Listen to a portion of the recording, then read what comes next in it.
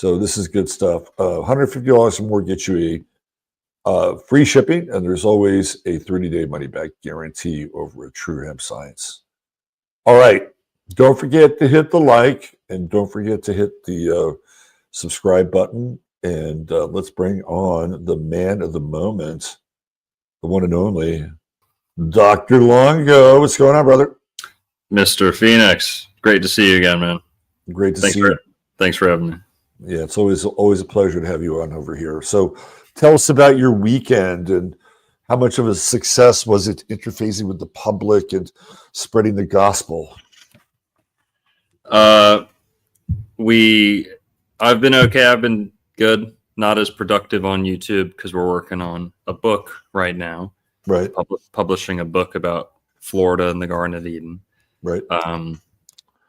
Here at the bookstore this weekend, we had the Lake Worth Beach Street Painting Festival. And this is actually kind of relevant.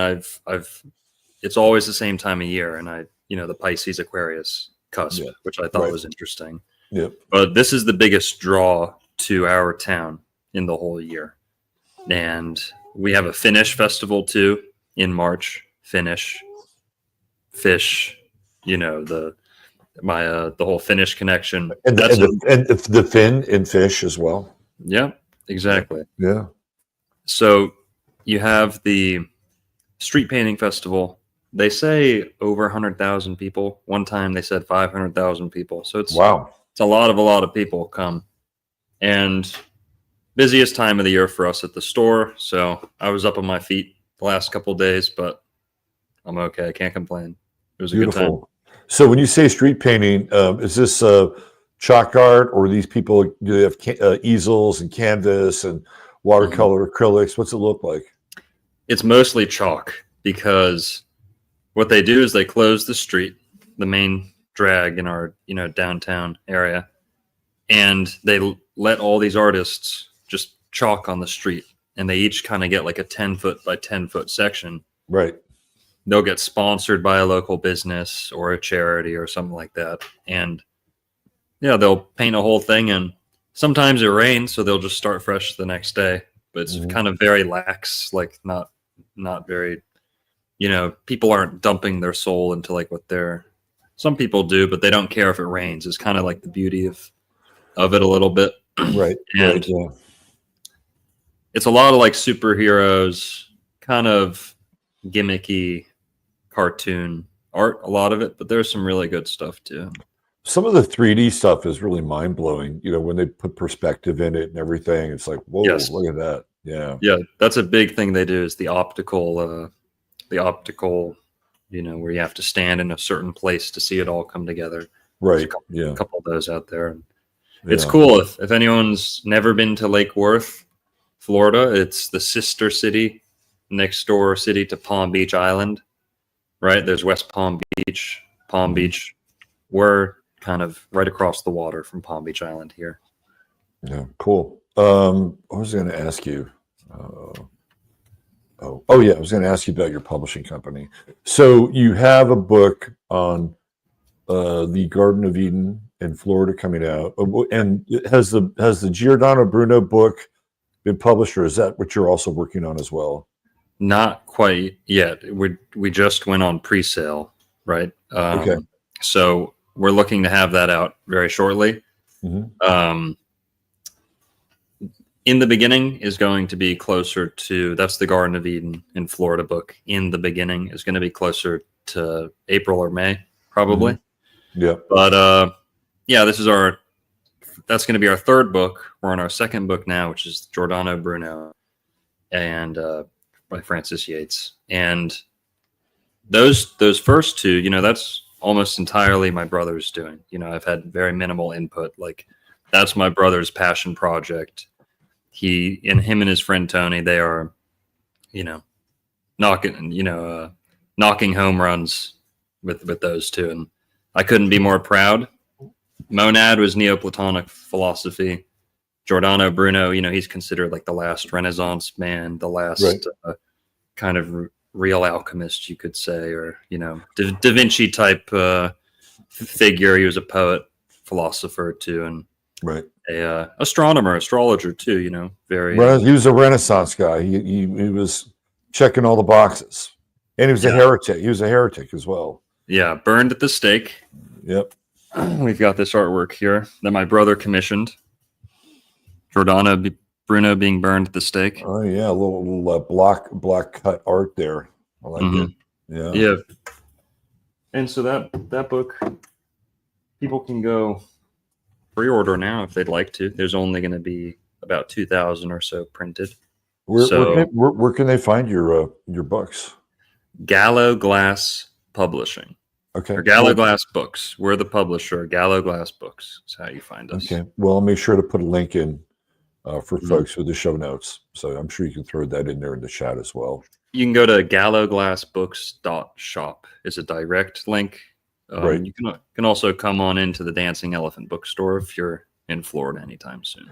And these are the great thing about this. These are physical print copies. These are things you hold, you read, you turn the page, right? And yes, yeah, beautiful. Yep, hardcover, acid-free paper. You know, you can pass these down through the family. Really, these are quality pieces of work. The artwork is entirely original. You know, so I'm proud of you, Longo. I'm proud of you. Well, I'm proud of my brother. You know, in the beginnings is going to be kind of where I come up to bat on this, but those two, my brother chose the material and saw it through from start to finish. So cool. Yeah. Gallo Glass Publishing. Good deal. All right. Well, make sure people can go over there and find that. Yeah. So before you got on, I think you might have heard maybe some of what I was talking about, and I was getting into a little bit of this sort of historical piece around kind of the last days of Pisces, which is, where we are. This is the last time we'll have Neptune in Pisces during Pisces season. Mm-hmm. So next year, when we're in Pisces season, we'll have Neptune in Aries. It's going to be a very different kind of animal. And I was just looking at these historical periods before Neptune goes from Pisces to Aries, and some of the things that go along with it. And one of the things that I discovered was cocaine. Cocaine was the alkaloid formula of cocaine was discovered in the final sort of stages of Neptune and Pisces. Wow. Of course, cementing itself as being part of the drug myth and drug lore and drug culture.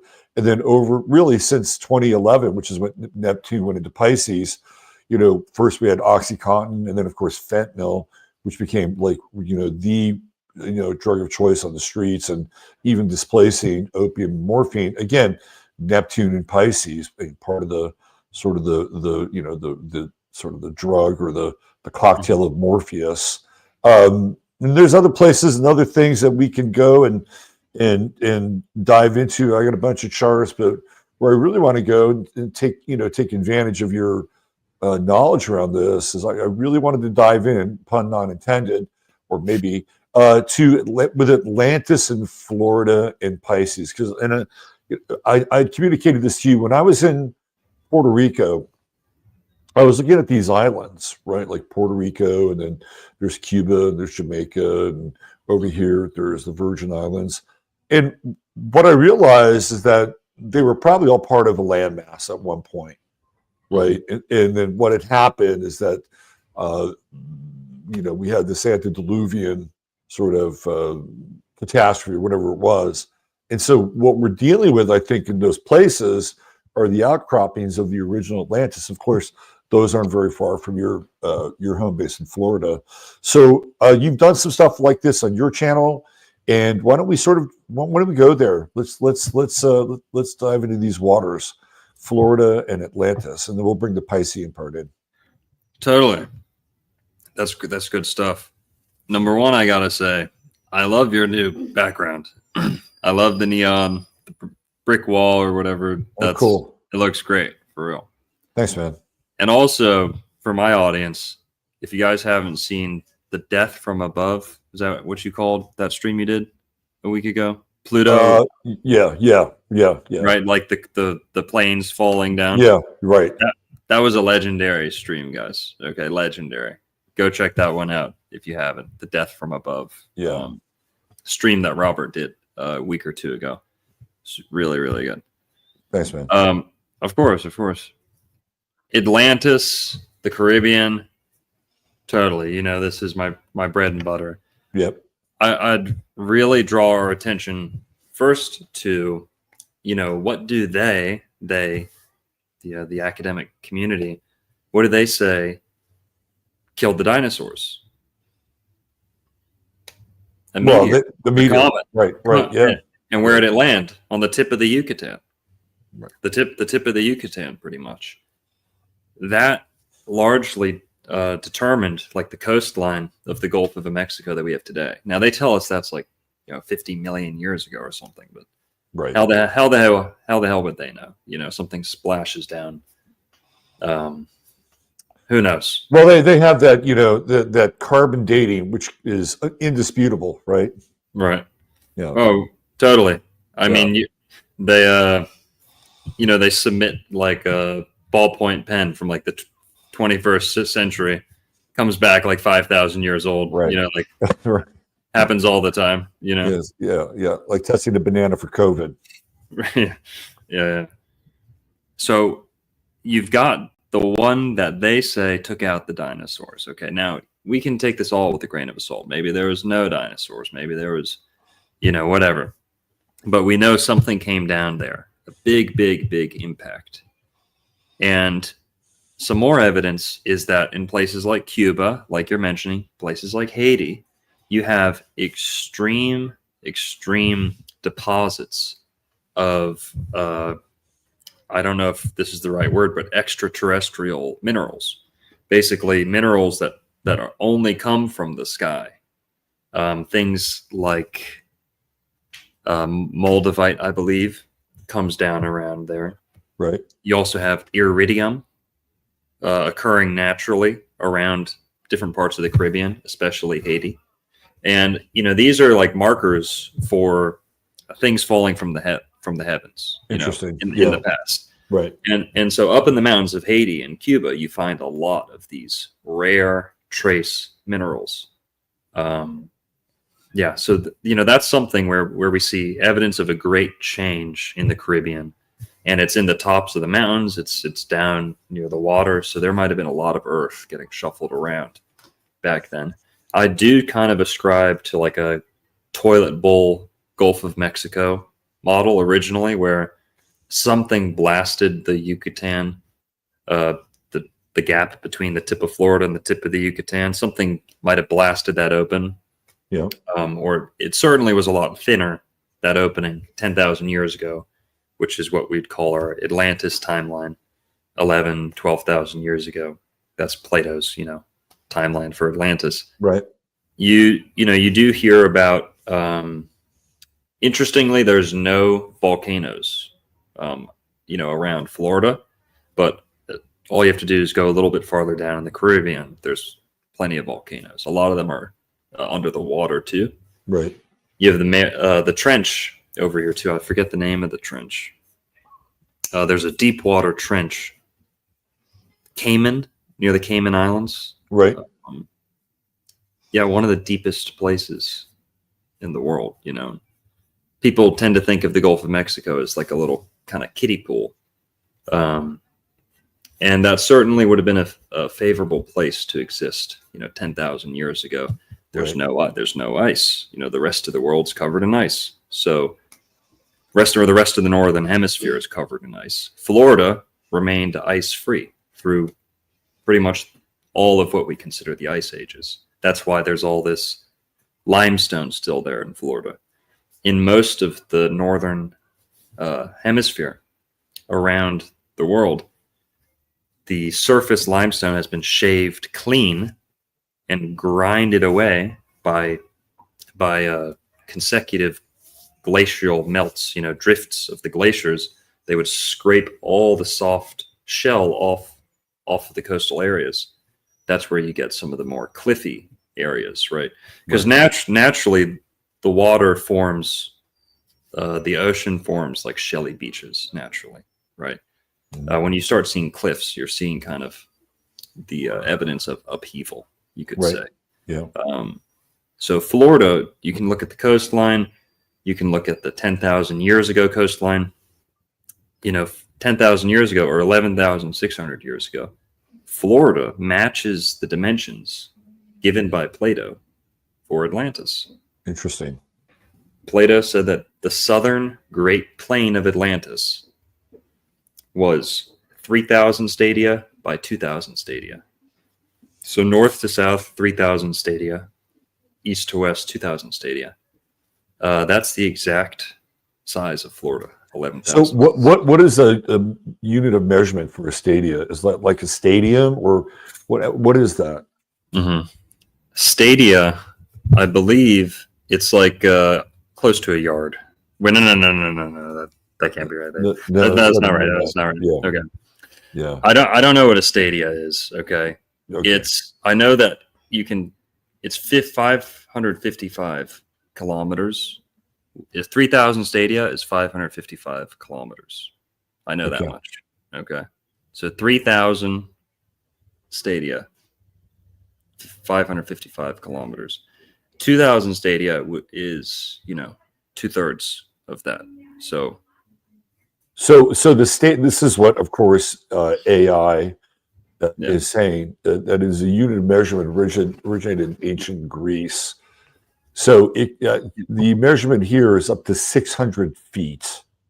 And then there's another historians estimate that the stadium of the Olympic Games was 150 to 210 meters long. So I'm just going to throw this up on the screen for people just so they can kind of get the measurement in there. This is what we're talking about. Of course, thank you, AI. What would we do without AI now? Oh my God, we'd be sunk. So if you added this up, and it's the exact same measurement of what Plato laid out. Yeah, I do have a map. I do have a picture if people want to see that. I think you can share a screen, can't you? Yeah. Let me see what I got. Just give me a sec to pull that up. Yeah, sure.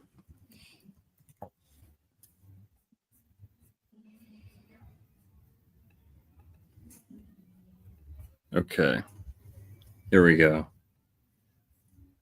So people can see for themselves. I've quoted Plato and I've laid out the measurements so people can follow along, test our math here.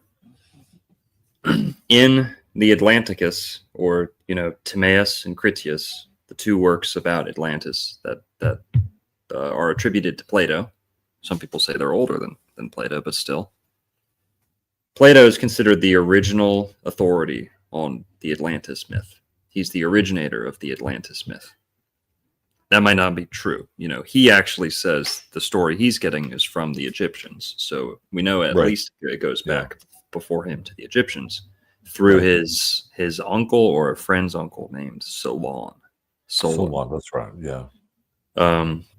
But to quote either Critias or Timaeus, I forget. Florida's coastline per 11,600 years ago perfectly matches the dimensions given by Plato for the southern Great Plain of Atlantis. So, quote, extending in one direction 3,000 stadia, which is about 555 kilometers or 345 miles. But across the center inland, it was 2,000 stadia, about 370 kilometers or 230 miles.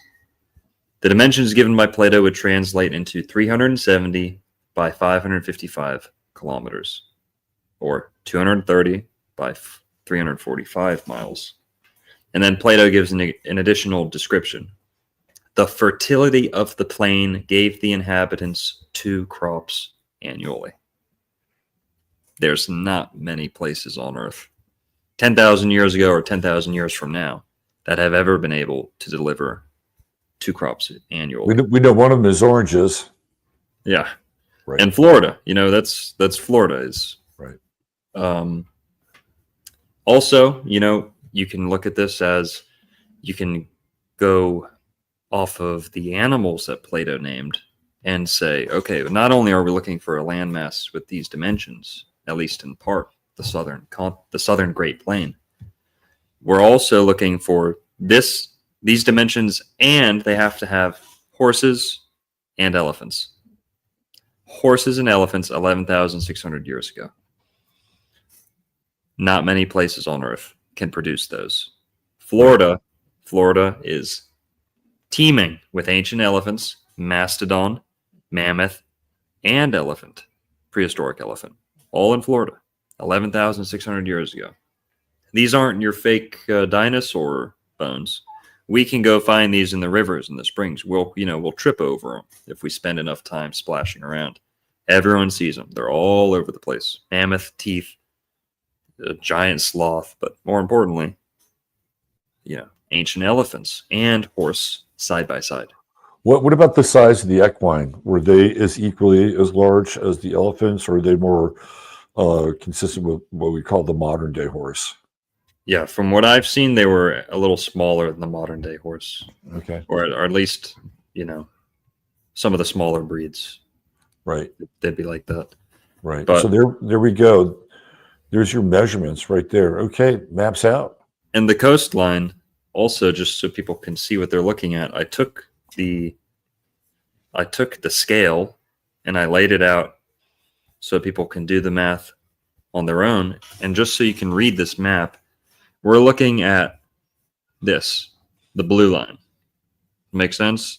The blue line is 11,600 years ago. And so if we follow that blue line, you see I've got the scale measuring from blue to blue. Right. East to west. And then north to south is peninsular Florida. So the Florida Peninsula matches perfectly. And Florida was about twice as thick as it is now, 10,000, 11,000 years ago. So to me, this is I don't know if this is proof, but man, it's overwhelming evidence. I think so. So if we extend that out to those areas that we were talking about, Puerto Rico, Cuba, Haiti. So is that also part of this? Were they part of one landmass at one point in time? Maybe if we go far back enough. But the Straits of Florida, so beneath the Florida Keys, that's pretty much always been wet.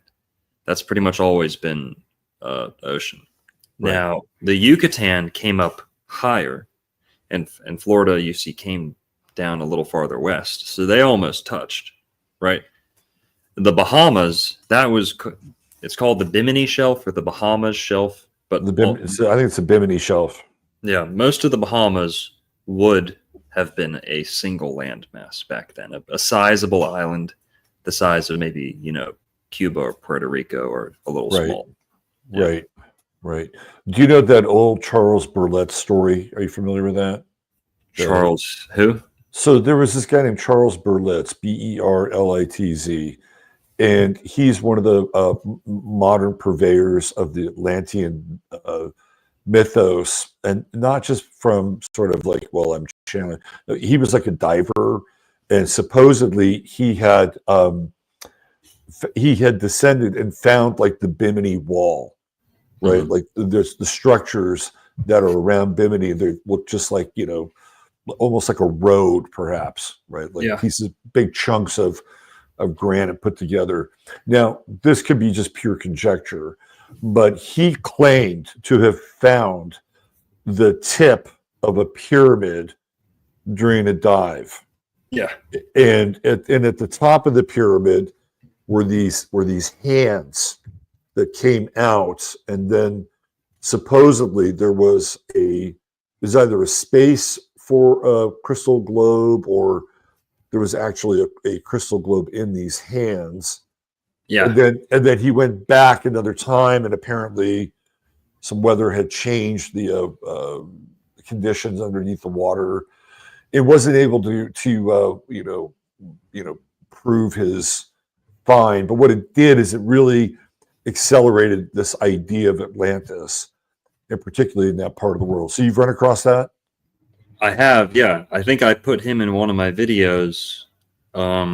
He was a friend of Ernest Hemingway's brother, I believe. Yeah, they were both kind of looking for Atlantis at the same time. around the 60s or 70s Yeah. out near Bimini. Yeah. And the Fountain of Youth. So Atlantis, the Fountain of Youth, these myths kind of getting morphed into one.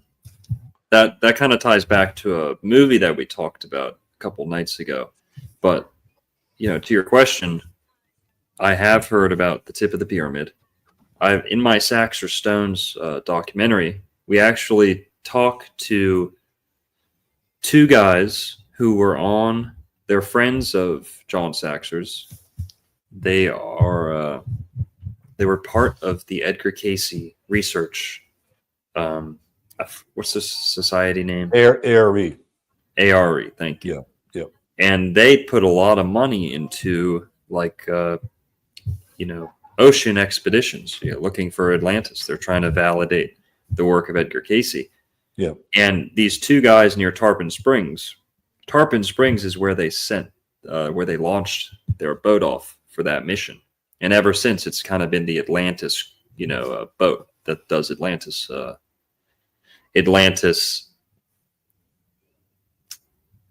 voyages, looking for Atlantis, evidence of Atlantis, whatever, diving. I interviewed two of the guys on that ship. The ship's called the Aqua Quest. Aqua Quest. Right. Okay. The Aqua Quest, I interviewed two of the guys on there. They both not only affirmed that story, that there is a pyramid, the tip of a pyramid sticking out of the sand. Mm-hmm. Okay. And that also there was crystals down there that you could find some weird stuff. Right. And if people want to see that, in my Sacks or Stones documentary, somewhere towards the middle, I interviewed two guys named Drywall Mike is one of them, and then Boo Boo is the other. So Drywall Mike and Boo Boo, they work on sites with John. They do like construction. None of this Atlantis stuff panned out in their favor, of course. Like they're all kind of laborers to this day, which is good. We need them. I trust those guys building houses and stuff. But right. But that Atlantis stuff never panned out for them. So they were not. They could go sell this story. They could be doing every podcast in the world. But I was in town. John Saxer convinced him to talk to me, and they both said, "This is what we saw." And they said, "Oh yeah, we've got a friend who put out some YouTube videos." I went and checked out his YouTube videos. Pretty much nobody had ever watched them. A couple hundred views at most, and it was the behind the scenes of the Aqua Quest. I've got videos of them checking out that tip of the pyramid. Right. We have it on video. It's a very it's a step pyramid with very skinny steps, and it comes up to a tip just poking out of the sand. And they were there. They were pulling sand off the top. They were trying to suck the sand out with a big tube, kind of vacuum thing. And they just left it alone. You can't. And believe it or not, yes, you can drop coordinates, but the sand, the sea floor is kind of ever changing. Yeah, I mean that's what Berletz was inferring, that what he had seen wasn't there by the time he got back. So yeah.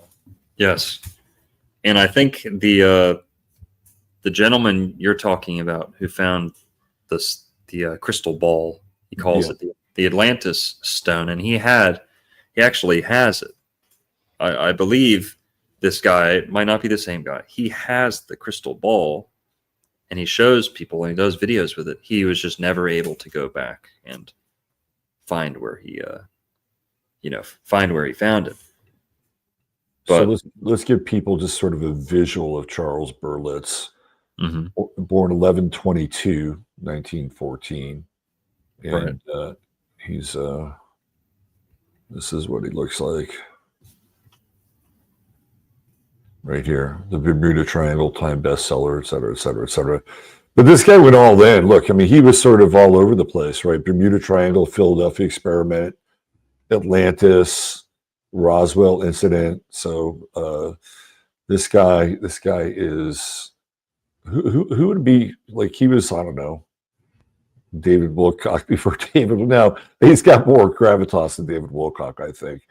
But he was one of these guys that was into, just offbeat research stuff that scientists wouldn't touch, right? That was his stock and trade.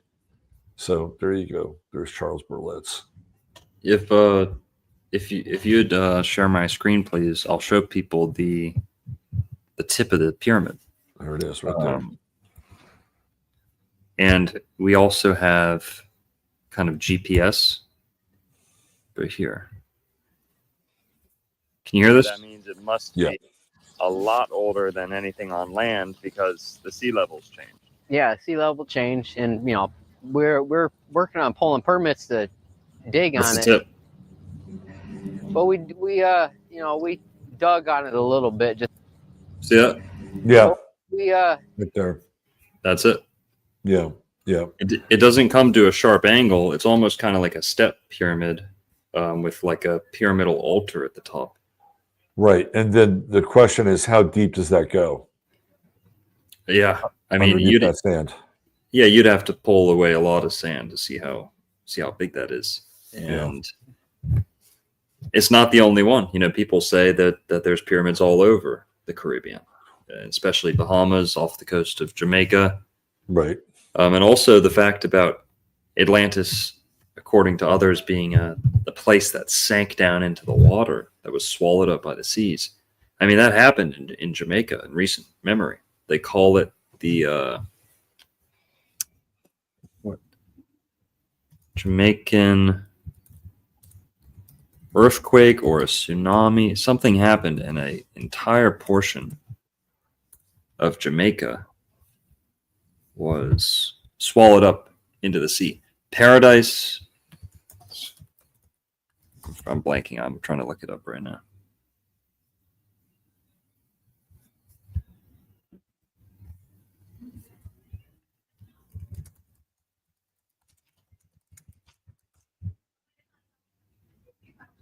I can't find it, but it's one that really shook up the whole piracy game, because this is where they were all hanging out. All the pirates were hanging out at this one city in Jamaica, and they believed that since there was so many non-Christian pirates at this one place, there was so much human trafficking, there was so much sin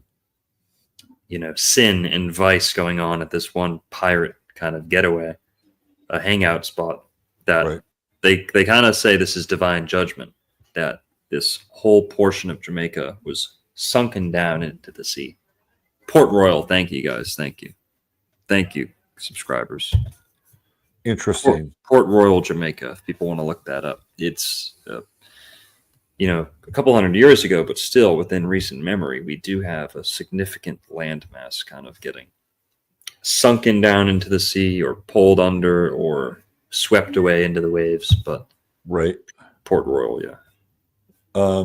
well, that's interesting, because the whole pirate thing, if you go back to, what is it? It was, let's see, 1816, I believe it's 1690. Where's my history here? Let me just go back into this thing. If you go back far enough, you will find that during the previous Neptune and Pisces cycle, the end of that cycle is, again, really rife with the whole pirate theme. Do you want to maybe, would it be interesting if we maybe did the astrology of the Port Royal earthquake? Sure. Yeah. That might be cool, right? Let's tee it up. What, you got a date on it? Port Royal earthquake. So it's around 11:43. I don't have an AM or PM, but I assume AM. 7th of June, 1692. Port Royal, Jamaica.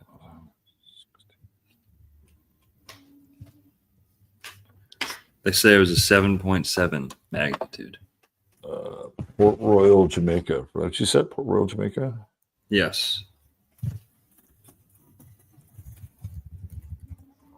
All right. And Let's go with let's do like a high noon. Let's do that. All right. They say 11:43 a.m. Yes. Oh, got so not confirmation. yeah, okay, cool. Well, let's tweak it just a little bit even more. Let's get it right there.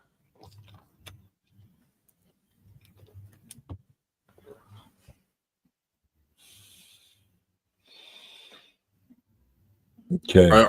Are there any markers for earthquake, by the way, before we dig into it? You mean in this chart? In this chart?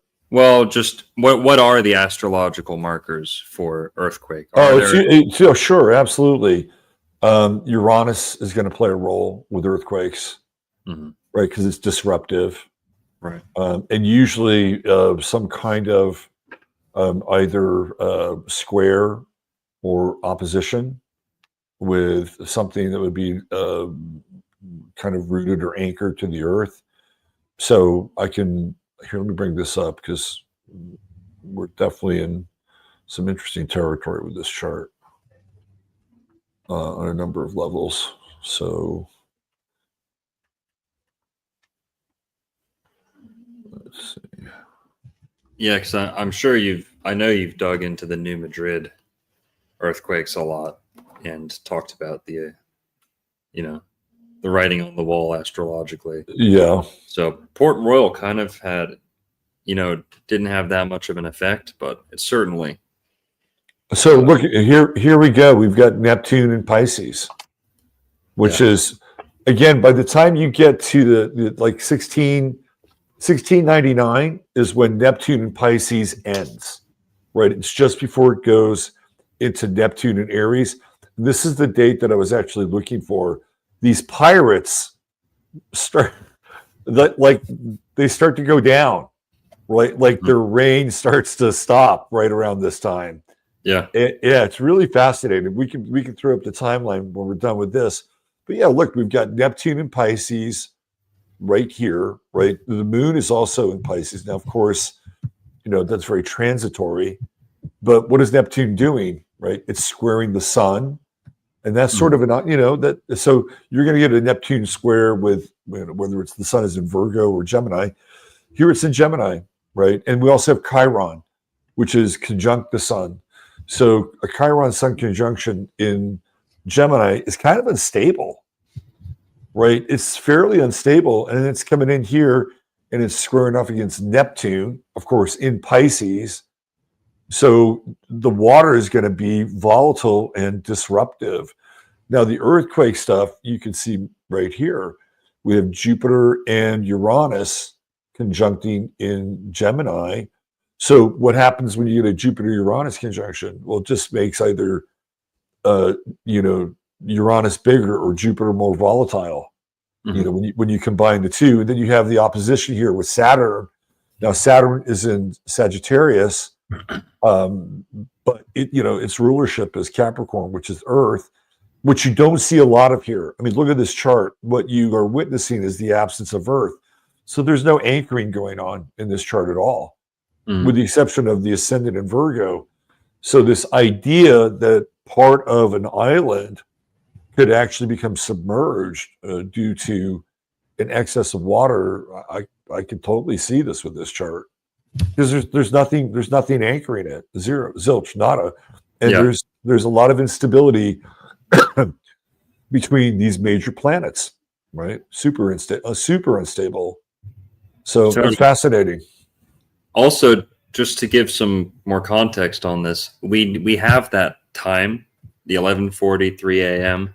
June 7th time, because there wasn't much left after the earthquake. There was not much left. This story's also been remembered and told because of its biblical parallels, because this pirate city, it was so kind of living in the moment, not thinking ahead. They didn't build any of their foundations on land. All of their building was built on sand. Right. So as soon as this earthquake came, not only would the waves have been bad, they also had liquefaction of the sand that's literally pulled all the buildings down into the sand because they weren't built on firm ground. And we know we have that time of when it happened because there was a wristwatch, or a pocket watch, or a wristwatch that was found there that was frozen at that time. That's the date that we go off of. And then also, according to Wikipedia, known as the storehouse and treasury of the West Indies. So not just piracy, but treasure, you know. We're talking Spanish treasure, French treasure. Now it's pirate treasure. Yeah, but this was one of the earliest bastions of Judaism, too, in the Americas, was Port Royal. There's a great book by Ed Kritzler called Jewish Pirates of the Caribbean. Really, really interesting. He's a Jewish man, you know, he's religious, and really good book. Really, really cool stuff. I've got a video on that, too, the hidden Jewish history of America, of Florida and America. But they say this was the storehouse and treasury of the West Indies, and also known as the wickedest city in the world, is how it was known before the tsunami and earthquake happened. Yeah, it's funny because I was looking at those final degrees of Neptune and Pisces in 1699 before it goes into Aries the following year. And one of the events on July 6th, Scottish-born pirate captain William Kidd is arrested and imprisoned in Boston, province of Massachusetts Bay, after being tricked by his former patron, New York Governor Richard Coote, the first Earl of Bellamont. So you're seeing the end of this pirate reign, right? When we go into these final sort of degrees of Neptune and Pisces, that's really fascinating. And this something new like emerges, right? Like Neptune and Aries, you know, we're moving into sort of in some ways more land-based material. So we're talking like 1700, and you know, we're you know, kind of on our way to ultimately the American Revolution. So this is fascinating. This whole thing with what happened there during that time, that year, and then by the end of the 1600s, they're wrapping it up. Neptune and Pisces and the whole piracy game is kind of on its way out. That's really fascinating. Hell yeah. And also that tectonic plate is the same one that goes over into the Yucatan. So you know, this could even be, you could say like an aftershock of the Atlantean, you know, the great Atlantean deluge or earthquake, you know, who knows? So okay, let's talk about the Jewish pirates. Are these guys, are they like Ashken? Are they Sephardic Jews from Israel and Spain? Is that where they're coming from? Yeah, for the most part. This is a big chunk of American history and a big chunk of Florida history that doesn't really get the attention it deserves. The Spanish were the first to kind of, you know, settle the Caribbean and the Americas as we know it. The French were not far behind. There was a couple others. The Dutch, you know, not far behind. Well, the Spanish, the context, right, the setting for when the Age of Discovery happened, you know, Columbus and onward, 1492, onward to 1692, you know, pretty much the Age of Discovery. That is also the Spanish Inquisition. Right. You know, without the Spanish Inquisition, there is no impetus to go race off to the Americas. You know, they knew it was there. Everyone knew the Americas was there. It was just a dangerous legend, you know. Yeah, if you got the balls, you can make it over. You know, if you hug the ice up to the north, you could make it over, and that was a safer bet. Yeah. But doing a straight shot across the Atlantic, you know, only a couple of the most skilled pilots were doing that. Columbus got his hand on an Irishman who helped him do that voyage. But what was the impetus? It was the Inquisition. You know, these weren't just Spaniards looking for gold. You know, most of these guys never made it back on these voyages, you know?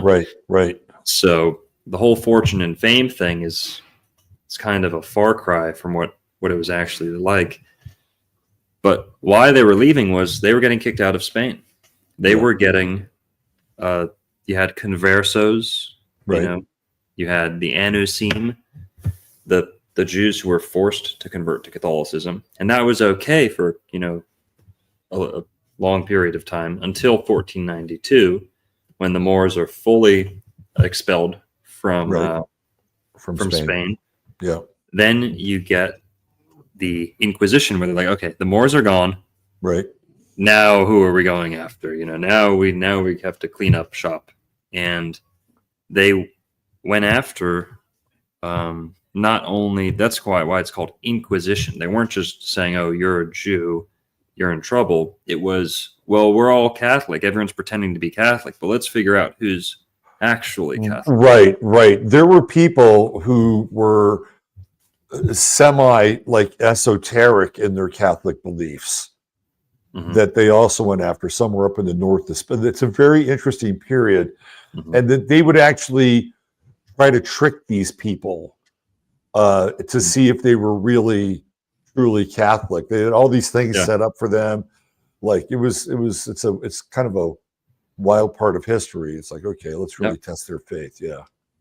Yeah, and just the way that history panned out up until then was the Jews were the most gifted navigators and the most gifted portsmiths and port traders. You know, they knew how to harbor merchandise. They knew how to.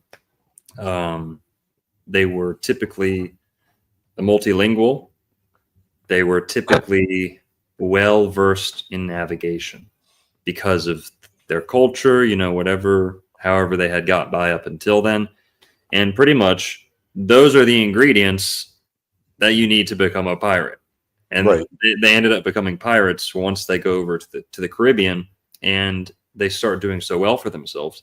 They say, well, what the hell? We don't need to answer to any, we don't need to pretend to be Christian anymore just to have the protection of Spain. If we have a ship, if we have enough men, I mean, we can go on our own on the Caribbean. And this is also where you get a lot of the Jewish Native Americans, where many of them would reinvent themselves as pirates because it was easier to get by in the Caribbean, you know, Right. flying your own flag than someone else's. But also, you know, if their ship gets wrecked, ship sinks from underneath them, what would they do? They'd go to shore and they'd become Indians. Right.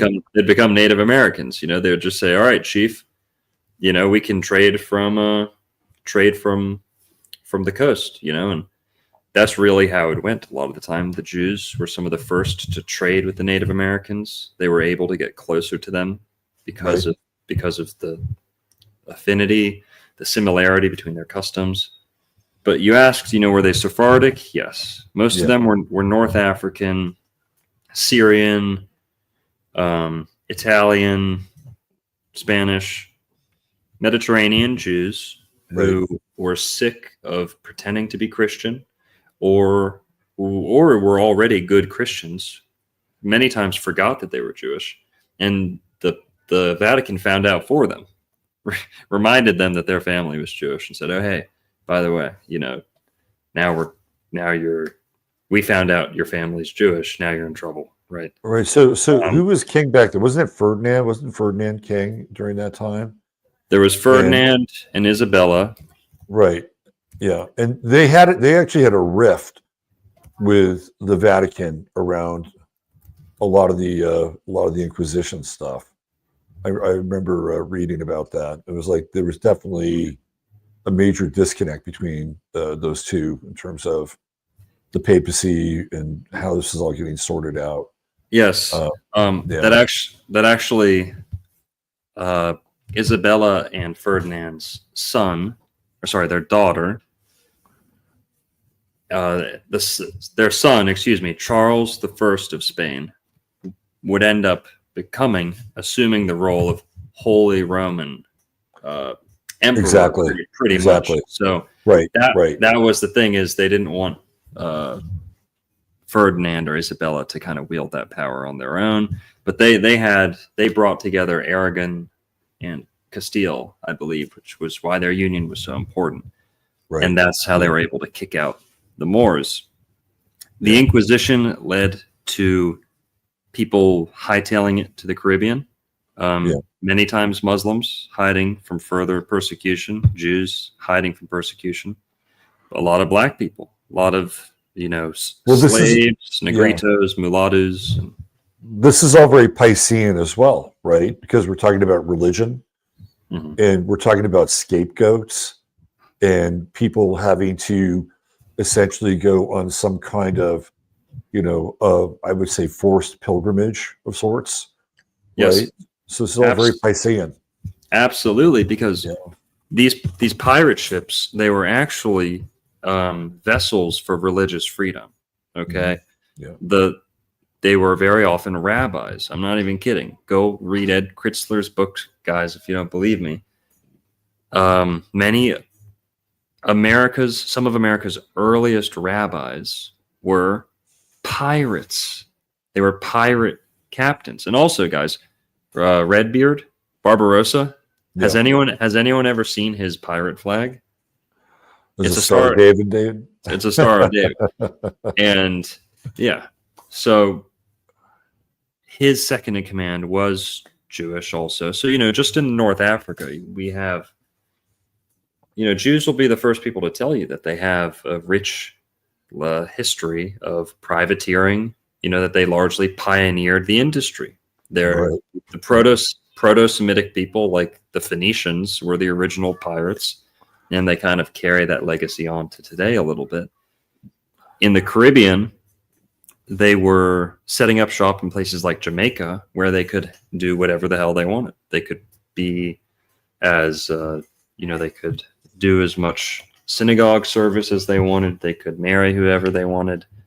And that's what piracy was all about. The freedom to be Jewish, the freedom to be a Kabbalist, black magician, skull and bones insignia, all that stuff was, that was all mystical.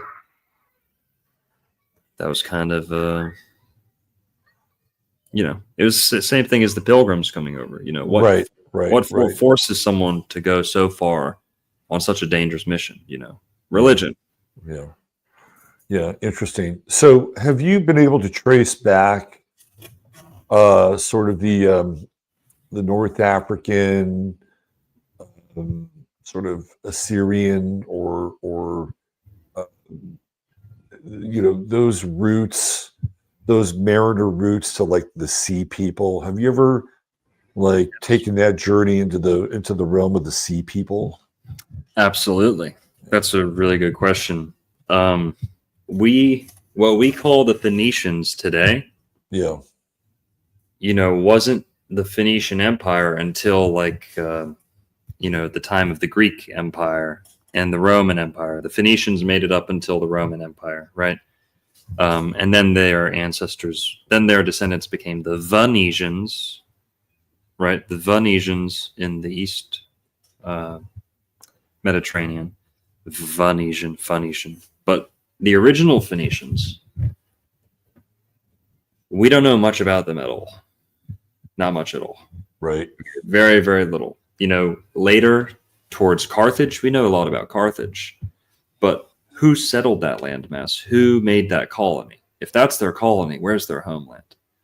They like for us to believe that it's Israel, that it's the Levant, the coast of Lebanon and the East Mediterranean. Right. But that is such a small landmass. There's no way they could be producing that many people, that much wood to build that many boats. There's just not a chance in hell. Okay. Right. I think, and a lot of more open-minded, kind of people who are into ancient history, who like looking at linguistics and old mythology, to me, everything points north. I think that the original Phoenicians were Finnish. Finnish, yeah, that makes sense. Yeah, that the Finns were the Phoenicians. And this is why Phoenician means phonetic. They invented the phonetic alphabet. we, the Greeks, the Jews, they all get their phonetic alphabet from the Phoenician alphabet. The Phoenicians invented the phonetic alphabet. One letter equals one sound. That's a Phoenician invention, right? And Hebrew comes out of that. Greek comes out of that. Well, we don't know where Phoenician really originated. It just kind of pops up. They say, oh, Etruscan, there was some stuff around the Mediterranean. Right. But when we look at the European runes, those look just like Phoenician script. Sometimes it's sometimes backwards, sometimes upside down, but it's the same characters. So now, you think the migration is north-south, is what you're saying? Yes. Trickle down anthropology is what I'd call it. Right. And that the sea people, to your question, the sea people are said to be earlier than the Egyptians, because the Egyptians had kind of been afraid of them ever since, as far back as we go in Egyptian history, they had a threat of the sea peoples coming in from the oceans. The sea peoples were brutal. They were savages, mm-hmm. and they were the destroyers of civilizations, man. Yes. Yeah. And they didn't do much talking or explaining themselves, but we're told that they were tall, that they were big, that they looked like they were from somewhere else. They interfaced so little with the existing empires we kind of know today that we don't even really have a name for them. They just say the sea peoples. Now it's generally agreed upon that this people is what would become the Phoenicians, what would be, kind of more consistently remembered as the Phoenicians. But these are, you could say, proto-Phoenicians, pre-Phoenician seafaring people. They terrorized Egypt, they terrorized the Levant, and they were feared. Now, you can see this map right here. Can you see this on the screen?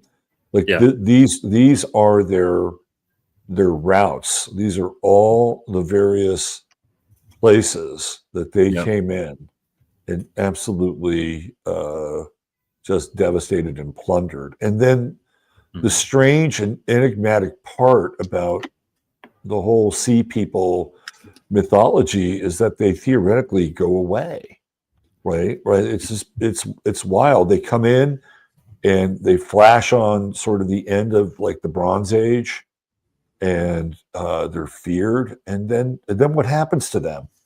Like, where do they go? Yeah, the sea people, it's a mystery. And I think that a large part of that mystery is that our academic establishment refuses to admit or concede that there is a connection between ancient Norse seafarers or ancient Finnish seafarers and these proto-Semitic seafarers. I think the evidence is concrete. I'm convinced that written language as we know it came from the north down to the Mediterranean. Right. The Etruscans, Rus is what many of these pre-Viking, Scandinavian people called themselves. The Rus, the red people. The Phoenicians, right. Red, painted themselves red, maybe. The Etruscans painted themselves red, right? Also, what was so much of this over was the red dye that the Phoenicians built their empire off of. That was one of the most red, purple, blue, but the dyes that they built their empire off of, they wanted to keep all this secret. A lot of people didn't even know the origin of the dyes. The Phoenicians kept all this such a good secret. So, number one, they're guarding their own trade routes. They're protecting their own history and protecting their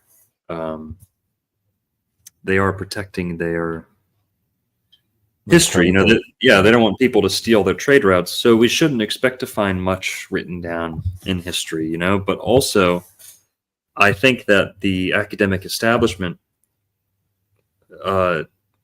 won't entertain anything that points to Northern Europe. Therefore, we're left with very little to go off of.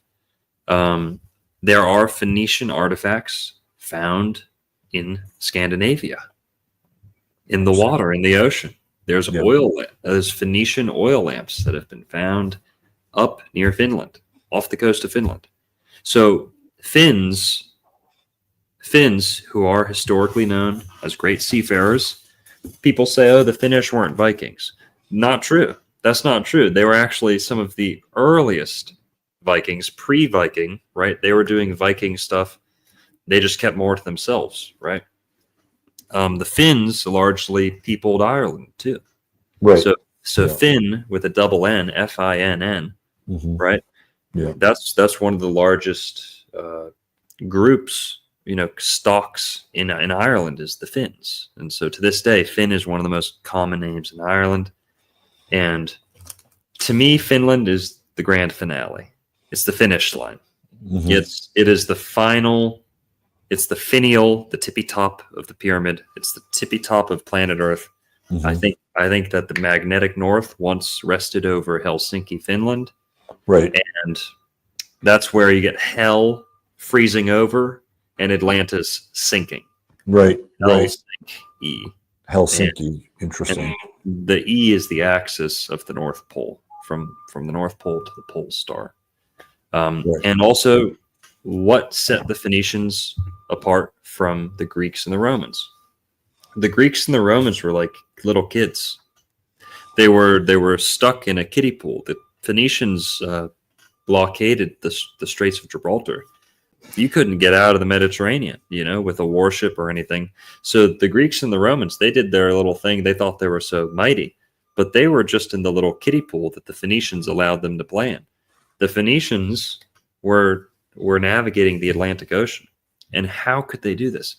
The Greeks and the Romans, largely, not entirely, but most of what we know of Greek and Roman seafaring history, they wouldn't even leave the coastline. They would stay within view of the coastline. You'd be mad to go away from the coastline. Whereas the Phoenicians and the Vikings, here's a big link. They were able to cross the open Atlantic, the open seas at night. Not only the Greeks and the Romans, they didn't like to sail at night unless they really had to, unless they'd keep the coastline with all the lighthouses and the fires. You'd see it all. But the Phoenicians were masters of astrology, masters of astronomy. An average Phoenician man was put through rigorous initiations and testing for him to be able to tell the stars with the naked eye. Right. They also had early kind of astrolabes and gyroscopes and things like that. They had, early prehistoric versions of those, but they knew the stars well. And how do you get to know the stars well? How? Yes, you can get pretty good learning astrology in Florida or the Mediterranean. But if you really want to get good at astrology, if you really want to get good at astronomy and, marking, identifying these stars with the naked eye, being as close to the North Pole is going to make that job easier and easier. As close as you can get to the North Pole, you're going to get more and more of an unobstructed view of all the constellations in the northern hemisphere, the northern sky. The closer you are to the equator, the more you're going to have to kind of take what you can get, right? You're only going to get as much of the sky as the seasons will allow you, so to speak. Yeah. Up in the north, you're like in this planetarium, right? Yep. Like exactly. Yeah. That's what symbols like the swaz T. I can't say it. Can't say it quick, or I'll get in trouble. But that symbol, the sun wheel, whatever you want to call it, is a Arctic symbol. And you've done shows with Mario. Yeah. Mario Garza. He hits a lot of home runs talking about the Arctic polar centric symbolism that kind of is at the foundation of a lot of occult symbolism. It's all pointing to the North Pole, right? Hyperborea, right? And to me, that is the big secret. I'm all into the Garden of Eden, but I'll only entertain 2 locations for the Garden of Eden. It was either in Florida or the original one was at the North Pole. It is, I think the human race, at least one of the races, came out of the North Pole, originated in the North Pole. I believe European people are tailor-made to living in Arctic or polar conditions, like a polar bear, like a husky, you know, blonde hair, and blue eyes, and things like that. And the Phoenicians, we don't know what they look like a ton, but we know what the Etruscans looked like. The Etruscans depicted themselves as blonde, blue-eyed, Arctic features, you know. They didn't look like Egyptians, not at all, not even close. They had a fully developed, you know, frontal lobe. They looked like they looked like SS propaganda. They looked like super soldiers. Okay, so they looked like the guys that really should have been in Hitler's Luftwaffe versus those other guys that looked like rodents, right? I mean, if you think about it, like if you look at like Himmler and Goering and all these characters, you know, that surrounded Hitler, none of them really looked like the, you know, the Aryan ideal. And I thought to myself, this is quite interesting. Like, why don't they have like a Rutger Hauer kind of guy, or you know, or a, you know, cabinet of Rutger Hauer types? If anything, those guys that surrounded Hitler looked like the antithesis of that. And most of them, by the way, didn't look all that healthy either. But that's just my observation.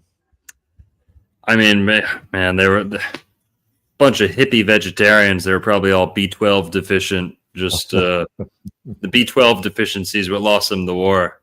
Okay, it was good old steak versus the German vegetarian. No, but I just thought it was interesting. It's like, okay, you're selling this program, right? And none of these guys look like the program. I'm sorry, it just didn't, you know, it just didn't flesh out that way. We got to remember, yes, you're right. Like, we do kind of remember World War II Germany as like this Aryan, you know, experiment. It was actually, it was kind of far from that. That spark was the reaction to the influx of refugees, millions and millions of refugees from places like Austria, Serbia, you know, Southeastern Europe, you know, Baltic Slavs. All these people were going just like Mexicans and Nicaraguans are flooding into America. These people were flooding into Germany for years and years and years. So yes, Robert, we're not seeing the original German kind of phenotype shining at World War II. We're seeing the disgruntled populace saying, we want our original German, you know, phenotype back, is what they're kind of saying. They're not saying we are, look at us, we're the example. It was kind of like, guys, look at us. We can't keep going on like this. You know, we've got to go back to German. Right. I was just looking at this period, these last couple of periods of the final like days of Neptune and Pisces. So you go back to that period in 1699, right? The whole pirate thing is starting to fall apart, right? Like it's completely. They're getting tried. They're going to jail. Like it's kind of over. If you go to 1860, that's 1 year before the Civil War, right? So what's on the table during that period, right? Theoretically, it's slavery, which is in some ways connected to piracy and human trafficking and the whole nine, right? So both of these sort of like Neptune transits from Pisces to Aries bring this thing up that has to be looked at and kind of dealt with. And then on the other side, there's sort of this major reform that begins to happen. And I'm thinking about right now where we have Neptune and Pisces and sort of the final days of it.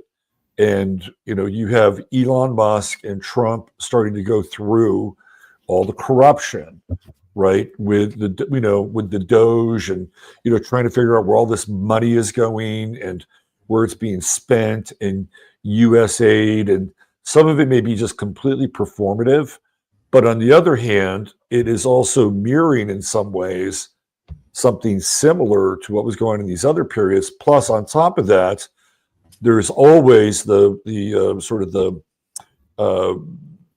this sort of backstory or this narrative of human trafficking still going on right now to this day, right? So I think it's really interesting.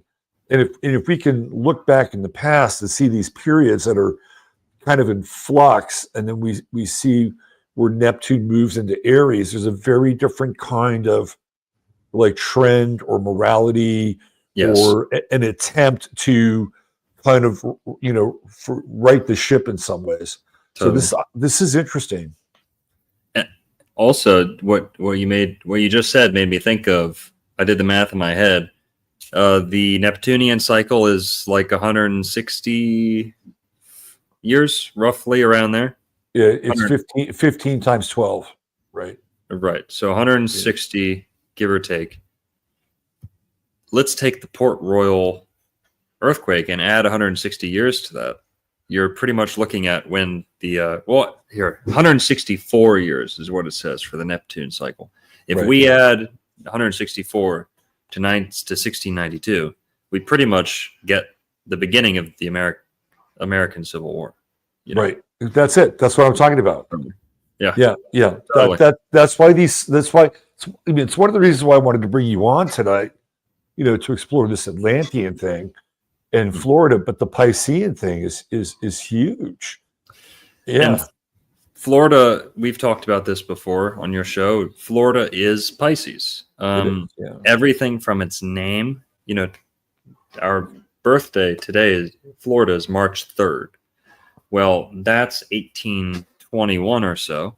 If we go, or 1845, if we go back to Juan Ponce de Leon actually set out for Florida on March 3rd too.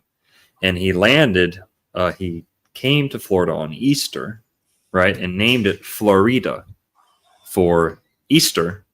That's the Pascua Florida, the flowery festival. But there's a double meaning here. What was he looking for? The fountain of youth. Right. I think the fountain of youth is like a Pisces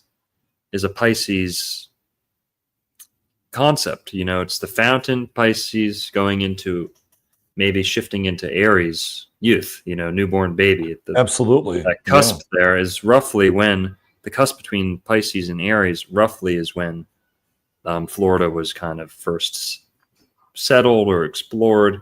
And he named it Florida. Right. I'm into words. I love words. I think they tell us everything. Absolutely. That's why God made Adam, was to name his creation, to use Adam's linguistics, to give meaning to his creation. Etymology is etymology too. Right. Florida, it's flowery. That's what it means. But flor also means in the flower of one's youth, was a common Spanish expression, still is today. To say the flower means you're the prime of your life. I'm in the prime of my life. I'm in the flower of my life. Right. So when you're naming Florida, he's saying it's a land of youth, a land of life. But then also Florida, floor. This is down on the floor. It's flat. Right. It's floor. Right. It's a very well watered. It's a flat place. There's that's Pisces. Right. It's it's the feet. What's Florida also known as? The boot. The boot. Yeah. I think it was Andrew Jackson who said, I could be wrong on that. Check me, guys. One of Jackson's buddies or his opponents said, America needs Florida like the body needs a foot. Because they were trying to get Florida to become a state back then. Right. And they said, Florida is the foot of America. And then you look at Florida, you can flip it upside down. Have you ever seen those bumper stickers in Florida where it's got the cowboy boot as Florida? Cowboy, or Florida makes a cowboy boot. Go look at Italy. Italy's the same thing. It's the boot. Yeah. Florida, the same angle and pretty much the same length as Italy too. Right. Yeah. Yeah. Yeah. Key West and Sicily, Yeah. Yeah. Yeah. When I was in Puerto Rico, we went to this hot spring in Puerto Rico. It's the only hot spring in Puerto Rico. Mm-hmm. And what's interesting is that it is sort of downstream from a place called Ponce. And that's where the actual spring at this hot spring that we were at starts. So it starts in Ponce, Puerto Rico. Yeah. And I thought, well, that's interesting, right? Now we have this town in Puerto Rico named Ponce de Leon, looking for the Fountain of Youth. And, who knows, right? I don't think I was sitting in the Fountain of Youth, but it was fascinating to, make that correlation because they named that place after Ponce. And that's exactly what it was about, right? These waters, these healing waters. So, yeah. 100%. And also, Ponce de Leon was the governor of Puerto Rico for a time. Yeah. And he was about to lose that job, which is why he ended up going over to Florida to try and look for something better. Right. Yeah. So, okay. So we have Florida, we have Atlantis, right? And we have Pisces and this convergence. And one of the things that I was looking at was on 2011, we had Fukushima. Mm-hmm. And Fukushima, I think, was an incredibly important event and happening that a lot of people have just kind of slept on and forgot about. And so one of the things that was literally some fallout from Fukushima, but something else I think happened during that time. If you go back and you look at it, I'll bring the chart up here for Fukushima. It's just about the time that Neptune is about to go into Pisces. Oh. It is right at the edge of Pisces. So let me bring the Fukushima charts up. Okay, so this is, let's see one more here. All right, so let me bring it up here.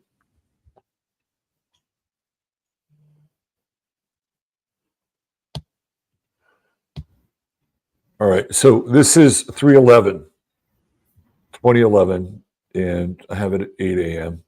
Actually, it was later that day, but this will give you an idea. So what we're looking at here is let's leave it this way. So here's Uranus.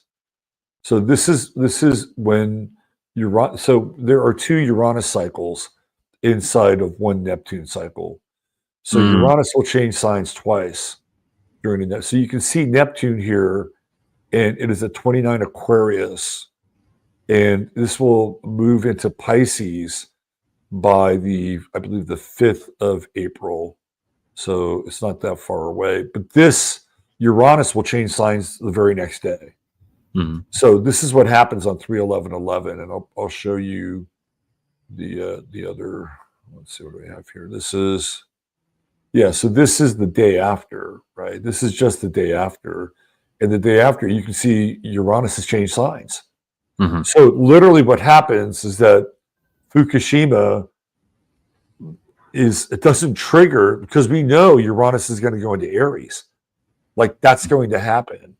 But it goes into Aries right on the heels of this major seismic event.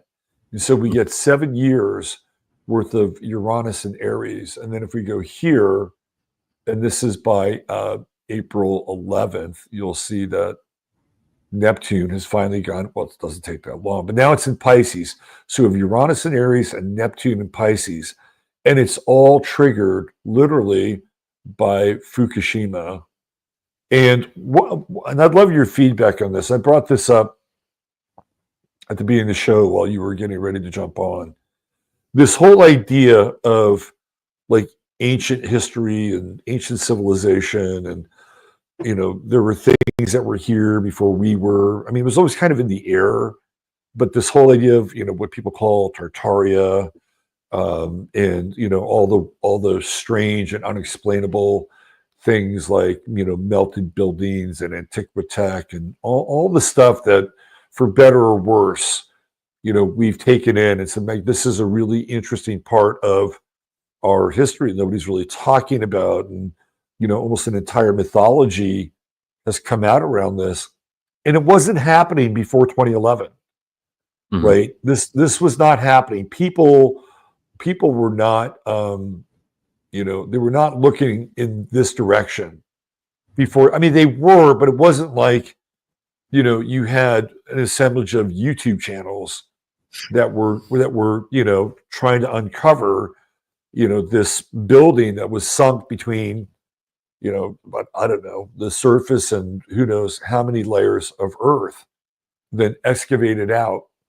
So my feeling is that when you have these major cyclical changes, like what happened here with Fukushima, it cracked something open, right? Because Aries is all about being a pioneer, right, and finding things that weren't there before, and exploring this kind of new territory and new terrain.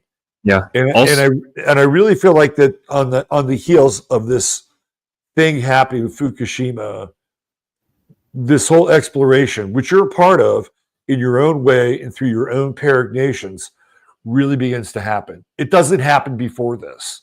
And it's also connected to the shift of Neptune as well, moving into Pisces, because it also takes us into the dream, right? And what's possible or what's impossible when people begin to, sort of dive into that territory. And so we're getting ready again. Like, we are getting ready again to have these very seismic shifts, right? Neptune's going to move into Aries, which you just talked about. And then Uranus went into Taurus in 2020. And what happens then? It's like, actually, it was in I take it back, 2019. What happens then? Well, about a year later, we're dealing with COVID. And this kind of what I would call a deconstruction, because this is what happens when Uranus goes into Taurus. So it's another one of these sub-cycles. But even then, like, we're still dealing with kind of excavating this this part of our history. Taurus represents the earth, and Uranus is like, okay, well, here's a radical reappraisal of what was once, before a time that we theoretically either existed or recorded it. And I'd love to get your thoughts on this, because we seem to be in this throes of another reset, obviously, whatever this version of it is.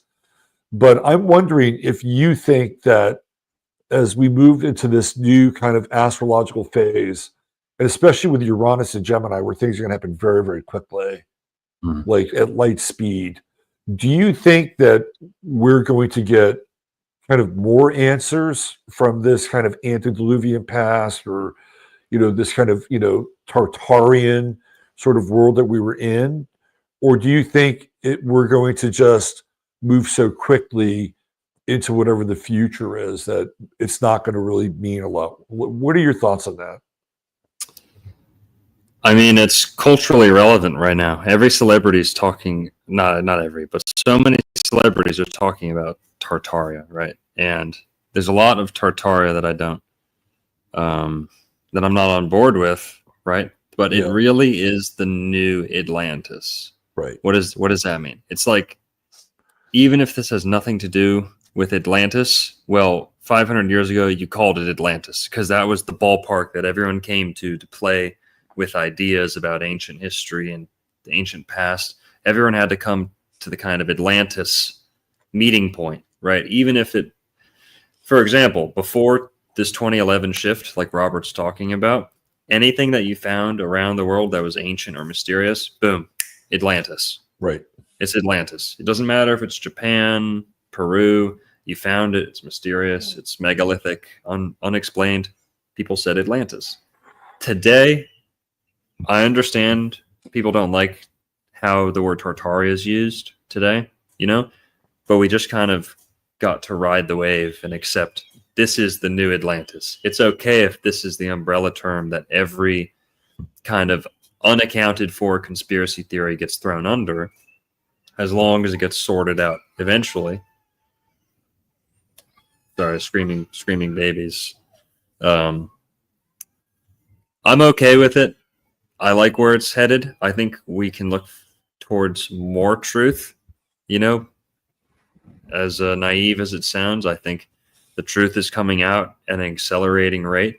People are more comfortable with it. They're more comfortable hearing things like Tartaria, you know, on like Tom Green just did a comedy special, and you know, a good like 2 minutes or 3 minutes of his set is about Tartaria, you know, and Right. he was married to Drew Barrymore, you know, that like he's in with the NPCs, you know, he kind of was like the brainless, dumb stoner, you know, from the 90s.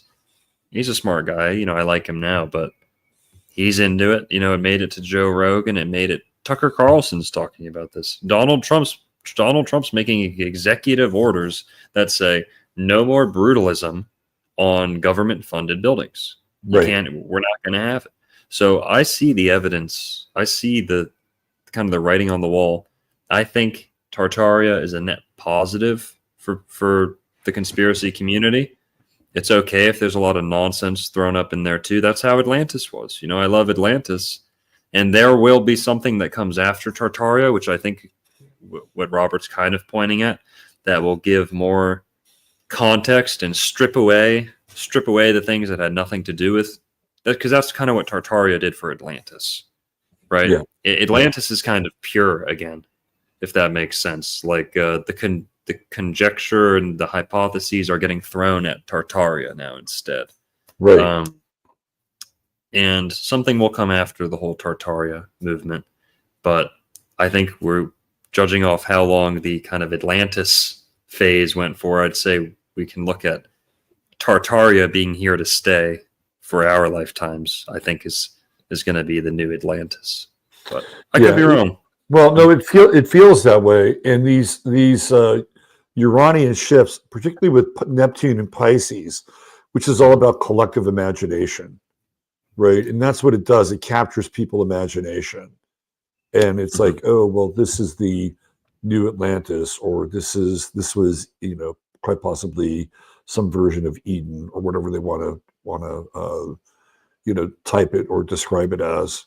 I wanted to ask you about another kind of Floridian concept here, and it's and I'm sure we're going to have a similar take on our conversation wise, but it also sort of morphs into this other discussion where I think things are ultimately going to move, and this is the whole thing that happened in Gulf Breeze, Florida, right, with the UFO sightings, and if you know that, and it was.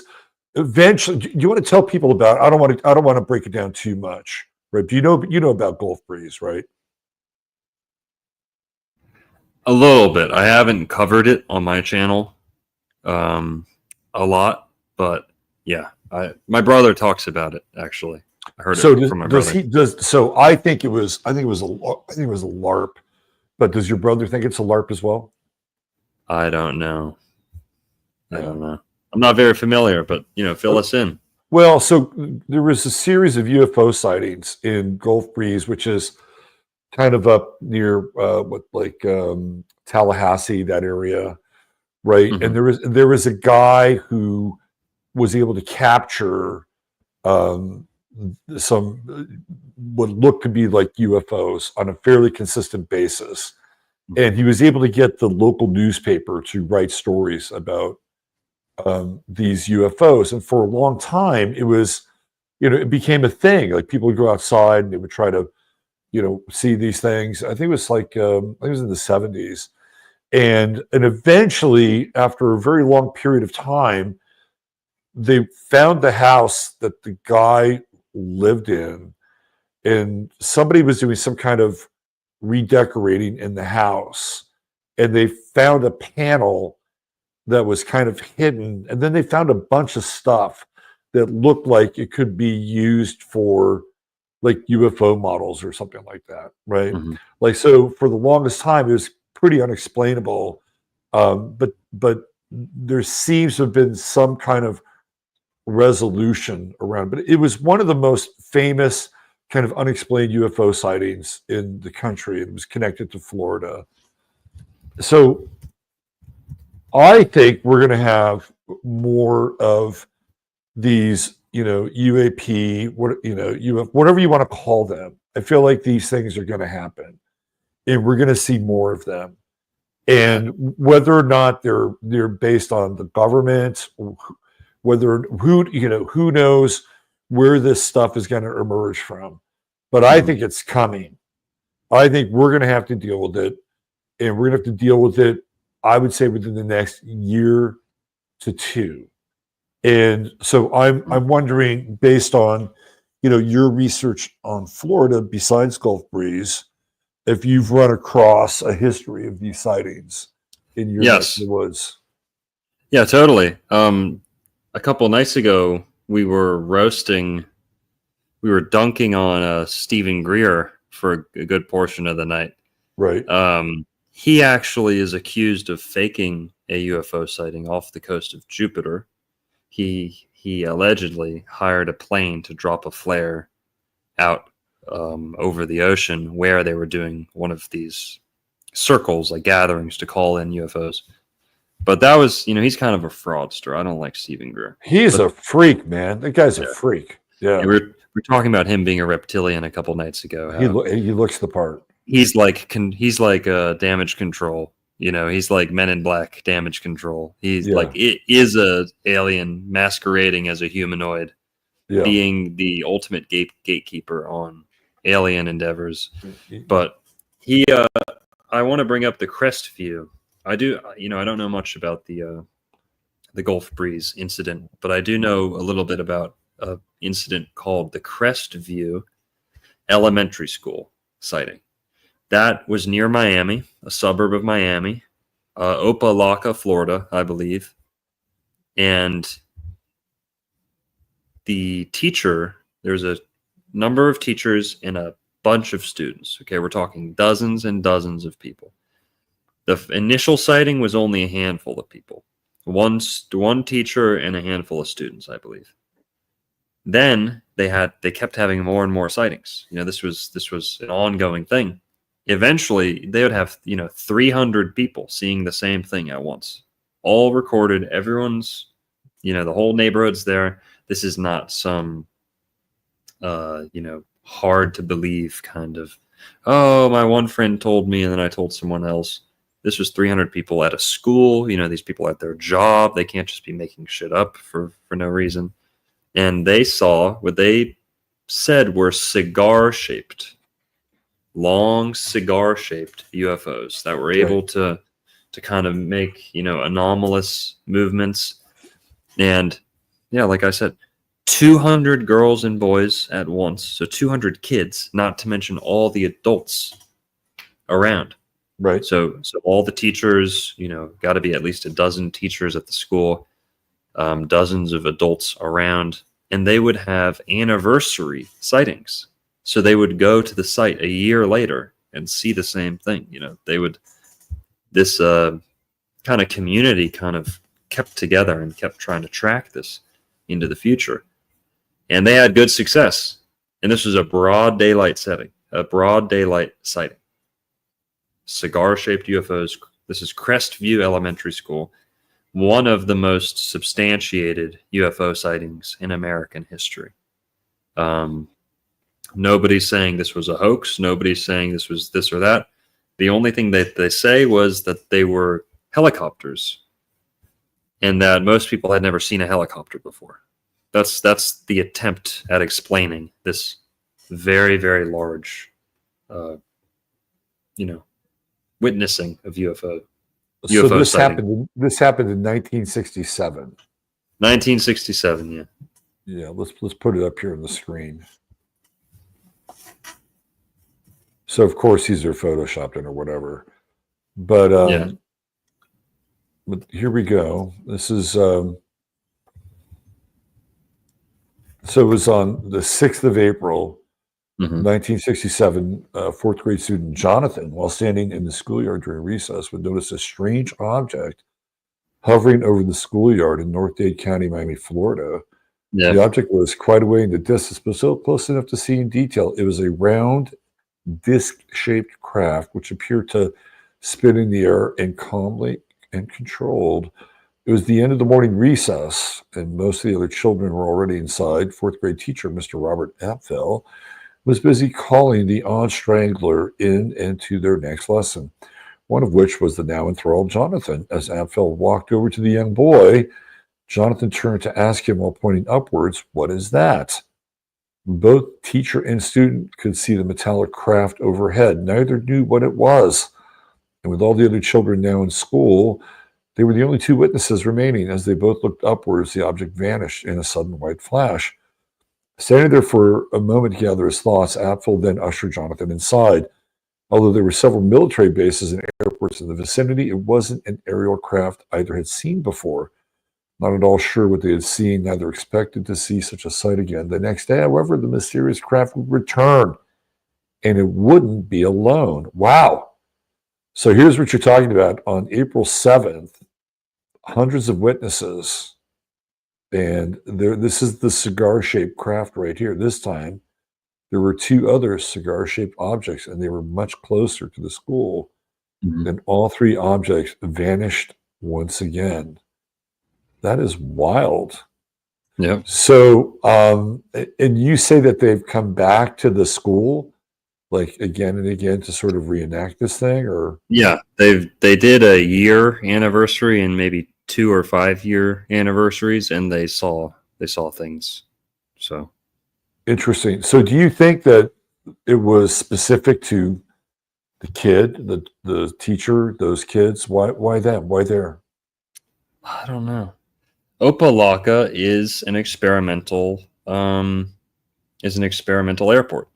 It was founded largely out of, I don't want to say fraud, but mysterious kind of dubious circumstances. You have this guy named what's his name?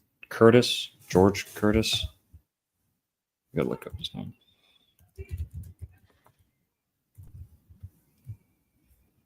No shit, what is his name? Fuck. Someone in the chat's gonna remind me. Did these people know my content better than me now? What's his name? Glenn Curtis. I got it. I remember it before anyone reminded me. Glenn Curtis was one of the most interesting men to live through the 20th century. Glenn Curtis was a inventor. He helped invent and work on some of the earliest gas-powered motorcycles. One of the first guys to work on gas-powered airships. So I saw some of the comments, people saying, "Oh, that was just an airship. That was just a blimp." They didn't know. They knew what blimps were then. Okay, they'd been around for years, decades and decades. Blimps had been around since before World War One. Okay. And they knew what blimps were. They knew what airships were. That's debunked, okay?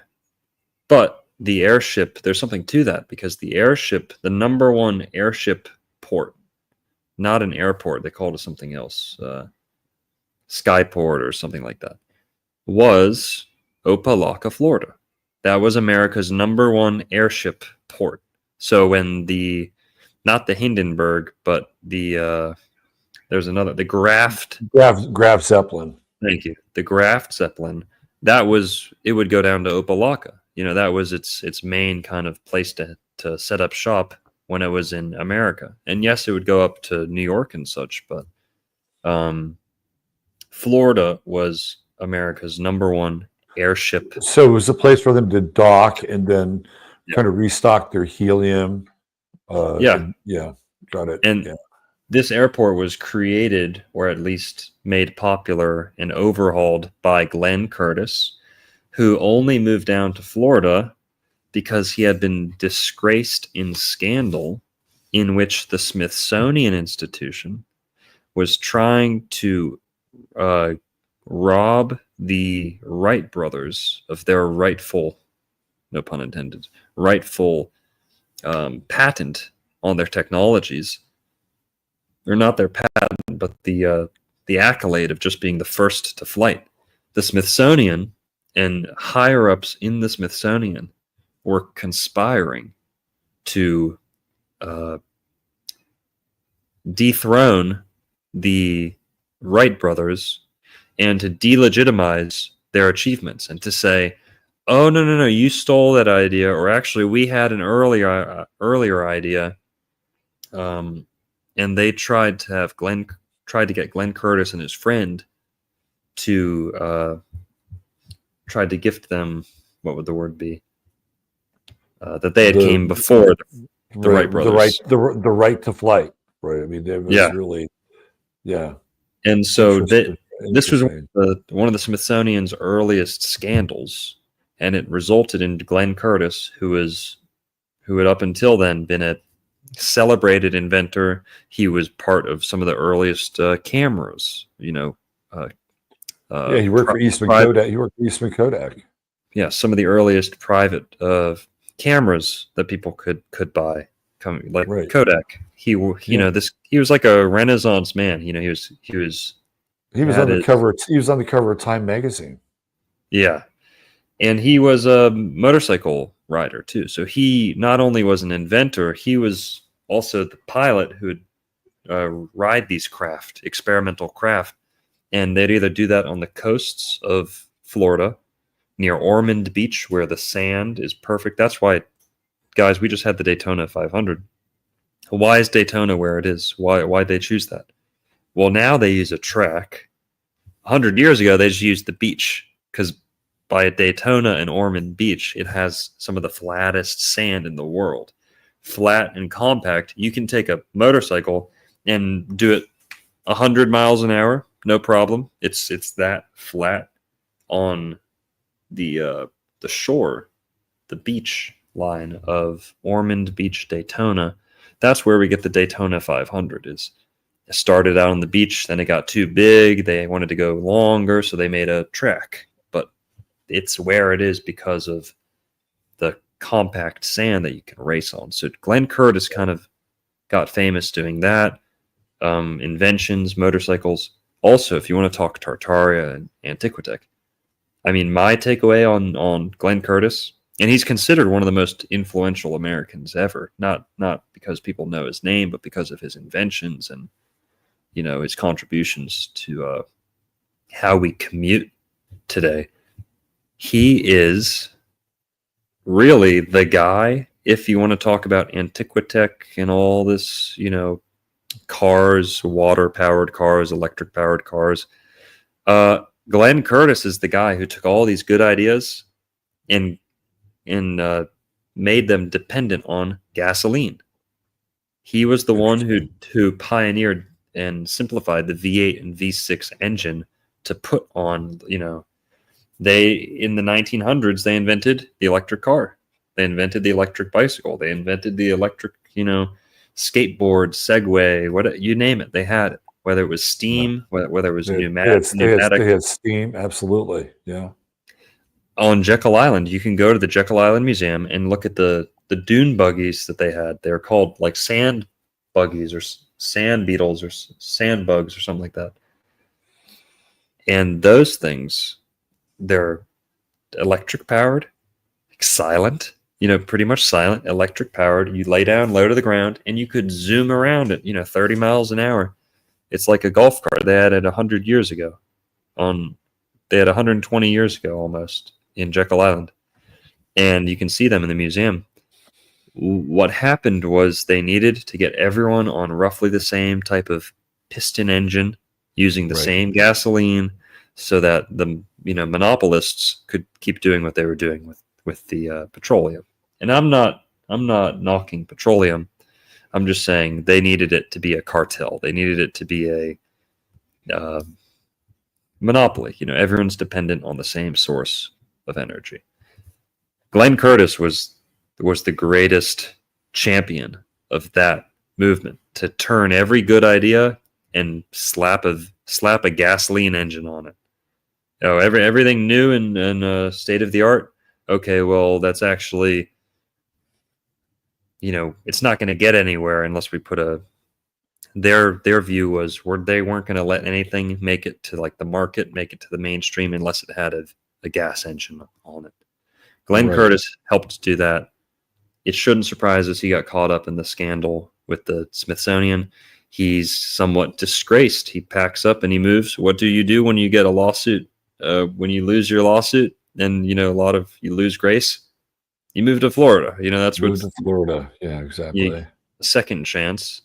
And what he did in Florida was he developed 3 cities from scratch: Opa-locka, Miami Springs, and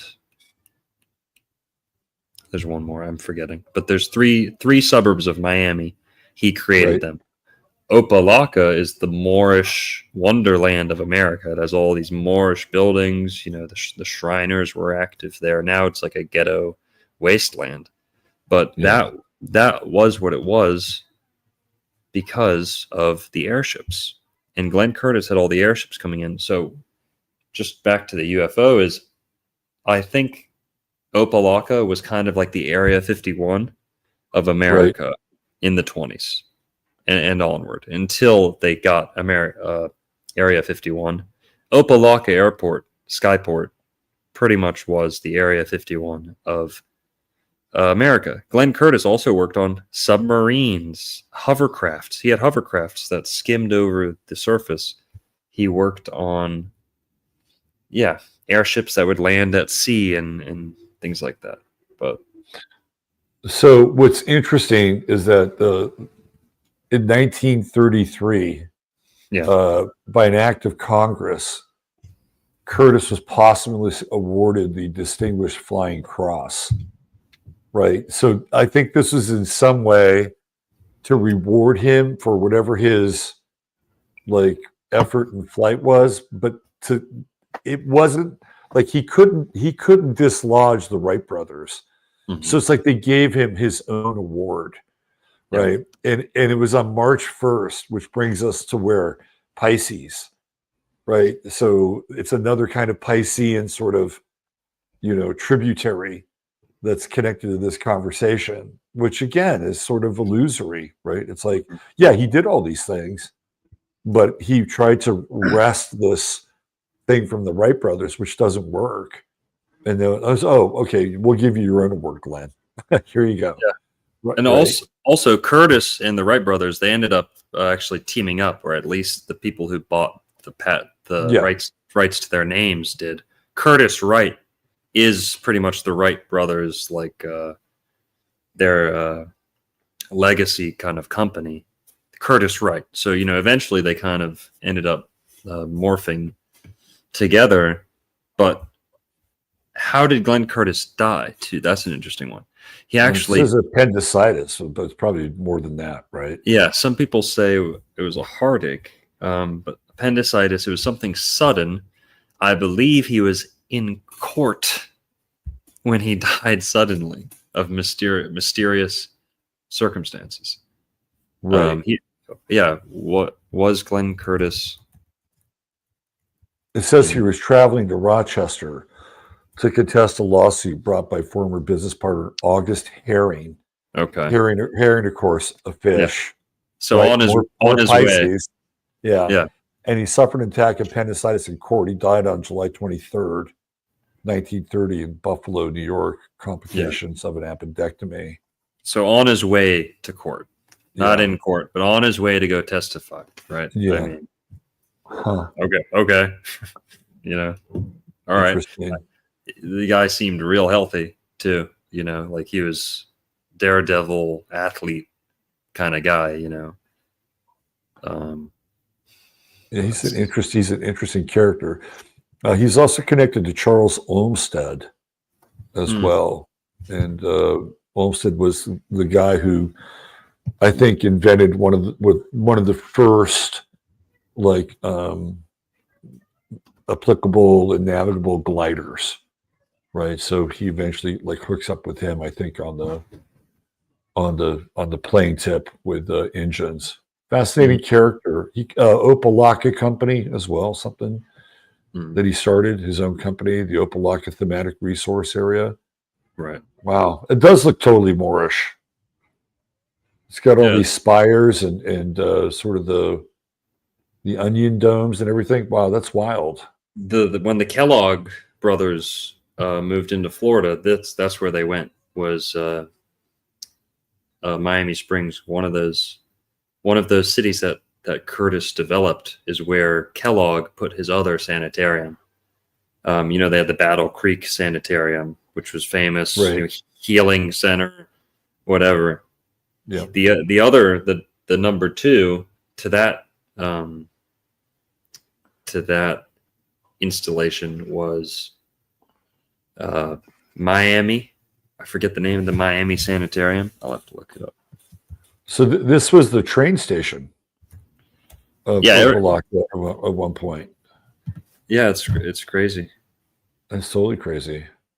They call it the Kellogg Southern Sanitarium, I believe. Look at that. That's wild. Opelika. Yeah, that's all abandoned. And I'm telling you, man, like Florida is such a Piscean place because it has all these sort of rifts of imagination going on, right? Whatever that is, that we just looked at. It's like, what the fuck is that, right? Mhm. It's like Moorish land. And then, I would say in a much more contemporary vein, you've got Disneyland and you have Epcot.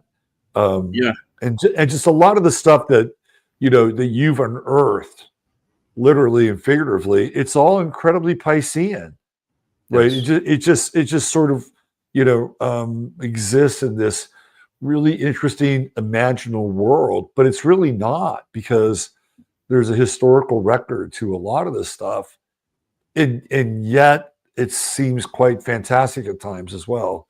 It's really, really interesting. Oh yeah, I'll take interesting. Yeah, That's for high sure. praise. All right, so the Florida Eden book, is that out now, or is it coming out soon? Not out yet. Now we're shooting for April, May. But In the Beginning by E. Calloway. Whatever happened to that that HBO thing you were going to do? Did it ever come about? Yeah, it turned into a series that they call Florida Man or something. They just call it. Yeah. They weren't sure how they were going to format it when they reached out to me. Right. They were thinking that they were going to try and follow people around for a little while to see how they lived, to see the weird niches of Florida life. Right. What they ended up doing was kind of more like a drunk history show. If you know drunk history, it's where I do. Yeah. one actor or someone famous or well known tells a story, or at least how they recollect the story, even if it's wrong, and then they have actors kind of act it out as with the narration, so it's edited on top of the original narration. That's I haven't seen the show, but I think that's what they went with, and they kind of, it's more lighthearted, drunk stories, kind of oh man, that night was crazy, man. So that's kind of what the show turned into. Florida Man. Did they use your material for that? No. They were talking to me on the phone. It's called It's Florida Man, period. And that is an HBO show, and I talked to the two guys, who were in charge of it, and they were asking me what Old World Florida is all about, and how many people come to my meetups, and they wanted to come to a meetup and film and kind of splice in my theories with the gathering and be like, oh, this is this weird Florida community. And I think they just formatted the show differently. The way that they initially pitched it was they were going to spend a week with me or something, and day in the life type of thing. And then that would either be a whole episode or a whole, I don't know, a season or just an episode. And then the next thing would be a whole new person, whole new story. Right. And they kind of did that. but it's more of like a story based. It's a story based show, so you can write in to this day with a story, and if it's good, they'll turn it into an episode. That's kind of the format of the show. But Okay. when they first talked to me, it was more about like culture and like communities in Florida. Now Right. it's like, oh, this is a funny Florida man story. So Oh, sounds like they were kind of winging it and figuring it out as they went along. yeah. Yeah. I think hanging out with you would have been more interesting. No, that when they called me, they were like, yeah, we want to come and hang out for a meetup. And I just burst out laughing. I was like, okay, like if you guys want, if HBO wants to come, hang out, like, we're just going to be smoking weed, like doing nothing really. But Right. Yeah. Yeah. never panned out. But Well, do you have anything else you want to add to our little Piscean excursion here tonight? man, it's kind of a territory we've covered a little bit, but the whole KGC, Knights of the Golden Circle thing really kind of weaves a lot of those pieces in together, fleshes out a lot of the details between piracy, civil war, Right.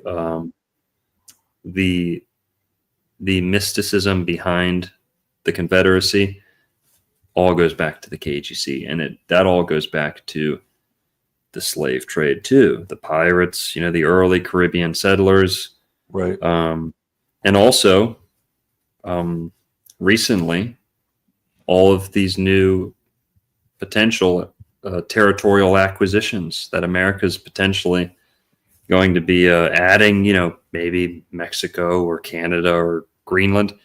This is very much in the vein of the KGC. And we brought up the move, Kentucky Fried Chicken moving, recentering to Texas. Texas. Yeah. That's got like Civil War written all over it. You could kind of say that might sound funny or silly to some people, but I'd say, go look up the KGC, KFC, and I think it's no coincidence that their KFC is moving to Texas. Just like Elon Musk is moving to Texas, just like, all these Joe Rogan moved to Texas. Something's happening Right. around Texas. We talked about the eclipses Xing Texas over the last couple of years. Right. Yeah.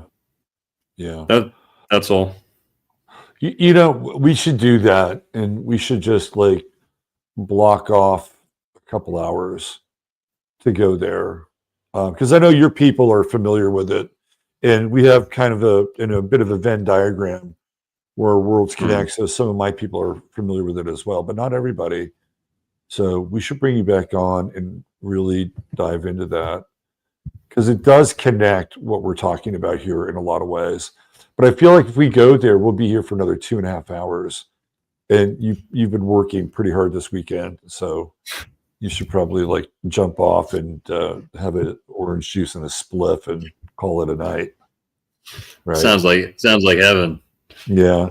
Well, listen, it's always great to have you on, and you're just an absolute wealth of knowledge amongst a lot of different things, but particularly Florida. And I just wanted to kind of dip our toes into this Piscean realm. And yeah, man, I before we go, I just want to get your thoughts on Trump before we get out of here. And what Joan sent me this text tonight. And she said that Trump DJs at Mar-a-Lago, which I've never heard before, right? Like Trump is like spinning at Mar-a-Lago. I don't know if that's true or not. No, But and that's a little hard to comprehend. But I want your thoughts. What do you think is going on? How do you think it's going? And where do you think it's going? I love Donald Trump. I see the good in him. I'm hopeful. Donald Trump hopeful. I don't care if I'm a Trump tart. I'm a day one million Trump tart. Right. Okay. I think I'm fairly certain, since we're at the end of the show, I'll just let it rip. Go, here, man. Okay? Go. Yeah. I believe I'm fairly certain about. I think I know who I was in the past life. Okay, and I know for a fact that that man, his last birthday, was hosted by Donald Trump. Hosted by Donald Trump. He was introduced for his last birthday. He made it to 97. Introduced at his last birthday, or at least his last birthday party, by Donald Trump. I don't know. I think that I have a lifelong commitment and allegiance to Donald Trump. I almost can see no wrong. Okay. Right. Now with Israel and Palestine, that's the elephant in the room, that you've got to talk about. Warp speed didn't bother me one fucking bit. Didn't bother me one fucking bit. Anybody with an IQ over room temperature could see the writing on the wall, could hear the warnings out of Donald Trump's mouth over and over. Donald Trump, for 2 years. For 2 years. Okay. He ran on an anti-vax platform, and he took that through to the beginning of COVID. He said, don't take the V. We don't want Vs. They cause autism. It's bad. It's scary. We don't want to rush into that. Okay. But then, and again, this is, the 5D chess, whatever. People roll their eyes. Okay. I don't roll my eyes. Okay. I've parked cars on Palm Beach Island for, 4 years, before I started Old World Florida. I've met all these guys. I parked Jeb Bush's car. I've met many of Donald Trump's friends. Okay. They're not the Illuminati. They're not the Illuminati. Nothing even close. Okay. I think that there's a lot of, what do they say? Don't attribute to malice what you can to negligence, right? Or just like mismanagement or whatever. I love Trump. I love the direction we're going in. I think America needs to expand. People are saying, oh, we shouldn't be talking about taking territory. If you're not growing, you're shrinking. Well, it's true. It's true. I agree with you. Dying. I agree with you. I think that Donald Trump is clearly and obviously attracted to beautiful, hot, hetero women. That's like as much as you can ask for out of a leader at this point. Are you at least attracted to women of a consensual age? With Donald Trump, it's an obvious yes. I mean, you really think you'd go anywhere near a child with anything like that? You've got to be out of your mind. This guy bleeds red, hot. I love hot chicks. He wants beautiful women around him at all times. And I know that might sound misogynistic or whatever. No. That is as good of a reassurance as you can wish for today. Okay. That guy likes beautiful, good-looking women. You can't say the same for almost any politician. Look at their wives. They're dogs. Okay. They just have a wife who'll play ball, who'll let them, do this and that. I like Donald Trump. He loves beauty. He loves beautiful people. He did enough for me. I don't feel entitled to a spotless lamb of a leader. Why am I entitled to a spotless lamb of a leader? These conspiracy theorists are like spoiled little kids. What, you want your, we want our shamanic, you want your yoga teacher to be fucking president? Like, who's going to be president? You want them to be as spiritual as you, as wise as you, and you want it's not going to happen. And you want them to be a pit bull in the trenches, fighting. Right. Yeah. He's the man for the job. Get out of his way, people. Is he rubbing elbows with Israel more than I'm comfortable with? Yeah, I don't like it one bit. But what's the alternative? Well, this is what I've brought up. Yeah. I brought this up, and it's like, yeah, what is the alternative? Do you want to turn it into a parking lot? Right? Is he just going to say, oh, yeah, you're right. You know what, guys? You're right. Israel's the bad guy. Let's declare war on Israel. Let's see how that pans out. Right. No. I listen, I actually thought that his thing with, a lot of people won't agree with me, but the thing that he did with Netanyahu in Gaza, I actually thought was genius. Yeah. I thought it was genius. Like, and I think he caught Netanyahu in a completely unaware moment.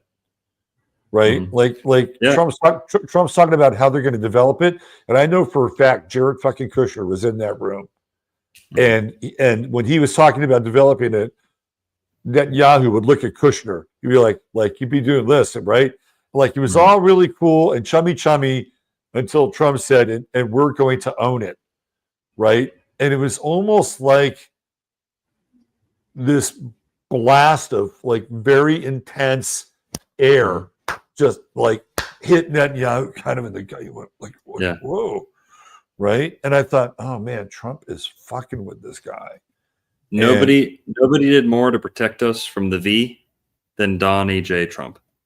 Nobody did more to protect us from the V, and nobody did more to protect Palestinians than DJT. Okay. And let's be honest, okay? Let's hold these fucking Palestinian men accountable. If you're not a war-fighting man, you have no business in a war zone. Get your family, get out.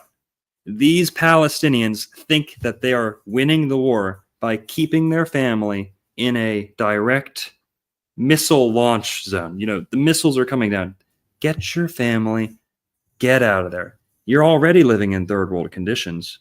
You can't go migrate somewhere else. You can't go refugee. I think there's some problems with that. Trump is saying enough of this has gone too far. You can't win that. You can't reset that position. You're getting stomped into oblivion. It's got to be done. He's pulling the plug. He's saying enough's enough. These Palestinians, they are abusing their kids. They are subjecting their kids to endless, and I know they're not the ones sending the missiles. I know this. But what the hell are you doing? They're trying to win a political victory, trying to win a social media victory by staying still where they are. I think the problem is the relocation. That's been the problem. And I think Egypt has already taken on about 200,000 Palestinians already. And this is over the course of the years, right? So it's not like they haven't left. A lot of them have left. There are a lot of Palestinians in America, right? So it's not like there are Palestinians who have said, okay, this is where I want to spend the rest of my life and the rest of my children's lives. And I do think that some of them, I can't speak for all of them, but some of them are probably very prideful. Like, this is our land. We were here. Why should we be the ones that are being forced to leave? And I understand that argument.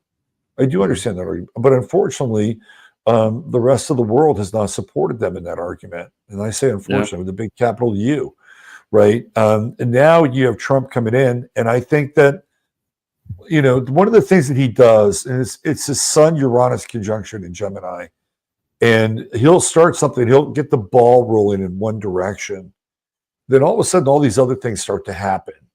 And now all of a sudden, you know, Jordan is like talking to Trump, and, you know, and I do believe those people need a better place. I'm firmly, you know, with him on that.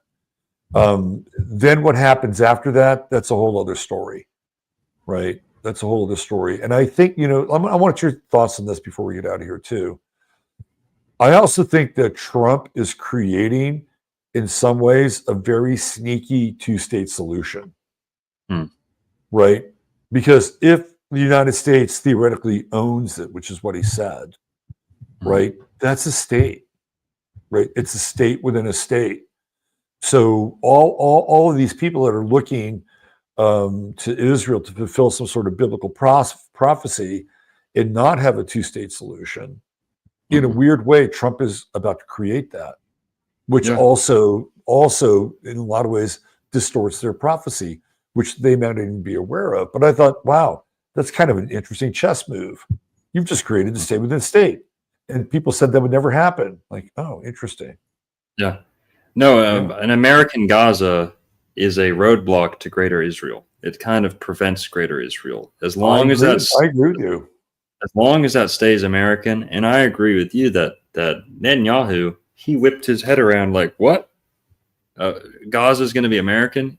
It's like they hadn't prepped him for that. You know, Donald Trump kind of dropped that live, and you got to see almost their Netanyahu's honest reaction. I think Donald Trump is tough on both sides. People aren't used to that. People are used to people being weak on both sides, you know? Right. Donald Trump is tough as nails on both sides. He calls Palestine Palestine to this day. He calls Gaza Gaza to this day. He doesn't call it, you know, he recognizes the Palestinian people as a people who have a right to exist. And he'll say that right in front of Netanyahu. You know, no other Republican leader is gonna do that. Yeah, They're going to roll over and walk. Did you catch when he was saying, "Oh, these people have to wake up and get shot at every day," right? And they have to have bombs and missiles coming out. I mean, like what he's describing is what they have to deal with the Israelis, right? That's what he's talking about, right in front of Netanyahu. And it's like, wow, yeah, you're right. They do have to do this. Yeah, you're not wrong about that. And also. So, all right. Oh, sorry. Yeah. Go ahead. No. Go ahead. Go with the so also. I got one more for you. I was gonna say, it's one thing you can't control who swarms around you. If you're a great white shark like Donald Trump is, you're gonna have a lot of remoras swimming around you, trying to get the scraps. You know what I mean? And if these people, if we can compare them to remoras or parasites, kind of hanger-ons, that's how I see them. Is Trump's not hanging on to them; they're hanging on to him. They're following around the big, bright, productive show that's going around, city to city.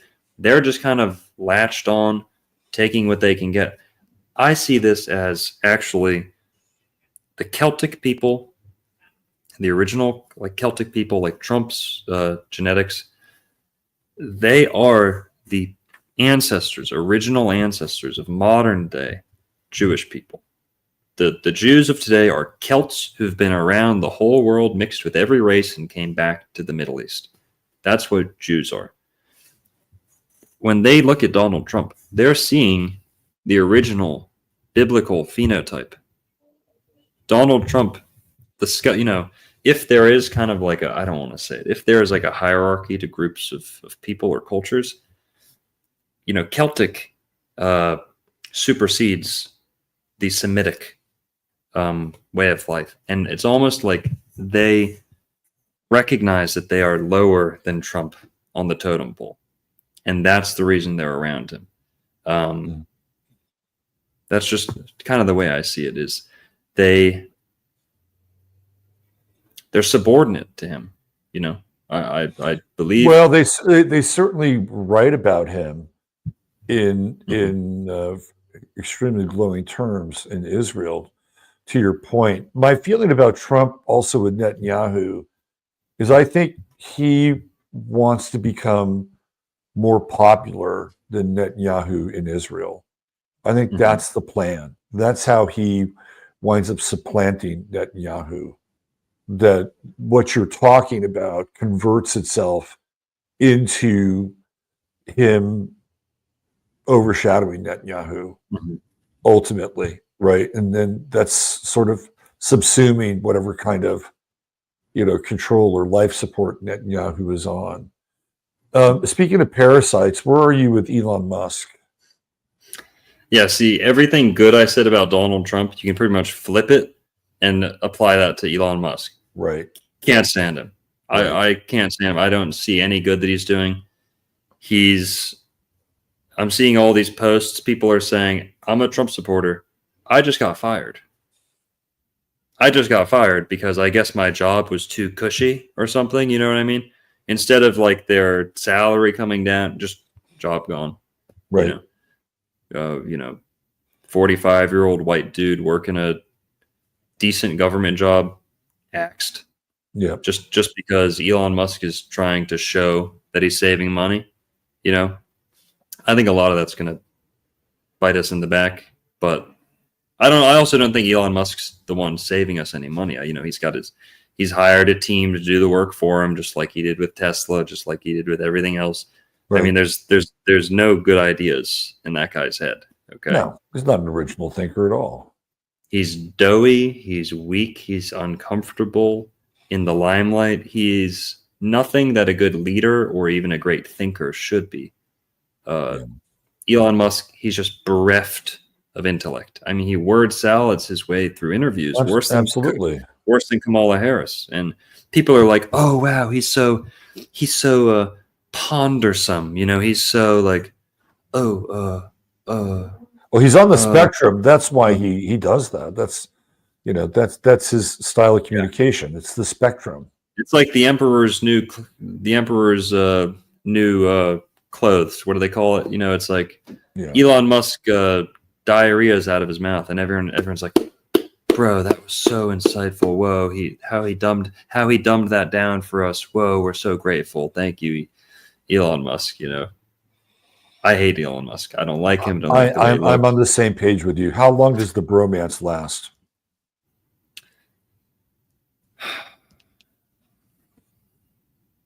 I don't think Donald Trump likes him at all, honestly. I don't think he even likes him. I think he just has him around because the left alienated billionaires. You know, they would like to have, they still are the billionaire, mindset is the leftist mindset. But Elon Musk, man, here's my other thing, okay? We're letting it all fly right now. I think Elon Musk is an actual racist. He actually hates, I think this, my opinion, that he despises people with dark skin. Can't stand them. Go look for a picture of Elon Musk taking a photograph willingly with a black person. They almost don't exist. We know he was bullied in South Africa. We know that he hates, that he is open about anti-African policies. Now, hey, I might be right there with him for some of those conversations. Right. But with him, I sense a bitterness. I sense a disdain for humanity. He wants to upgrade us. He wants to cut off and genocide the people who are he'll see as irredeemables, you know.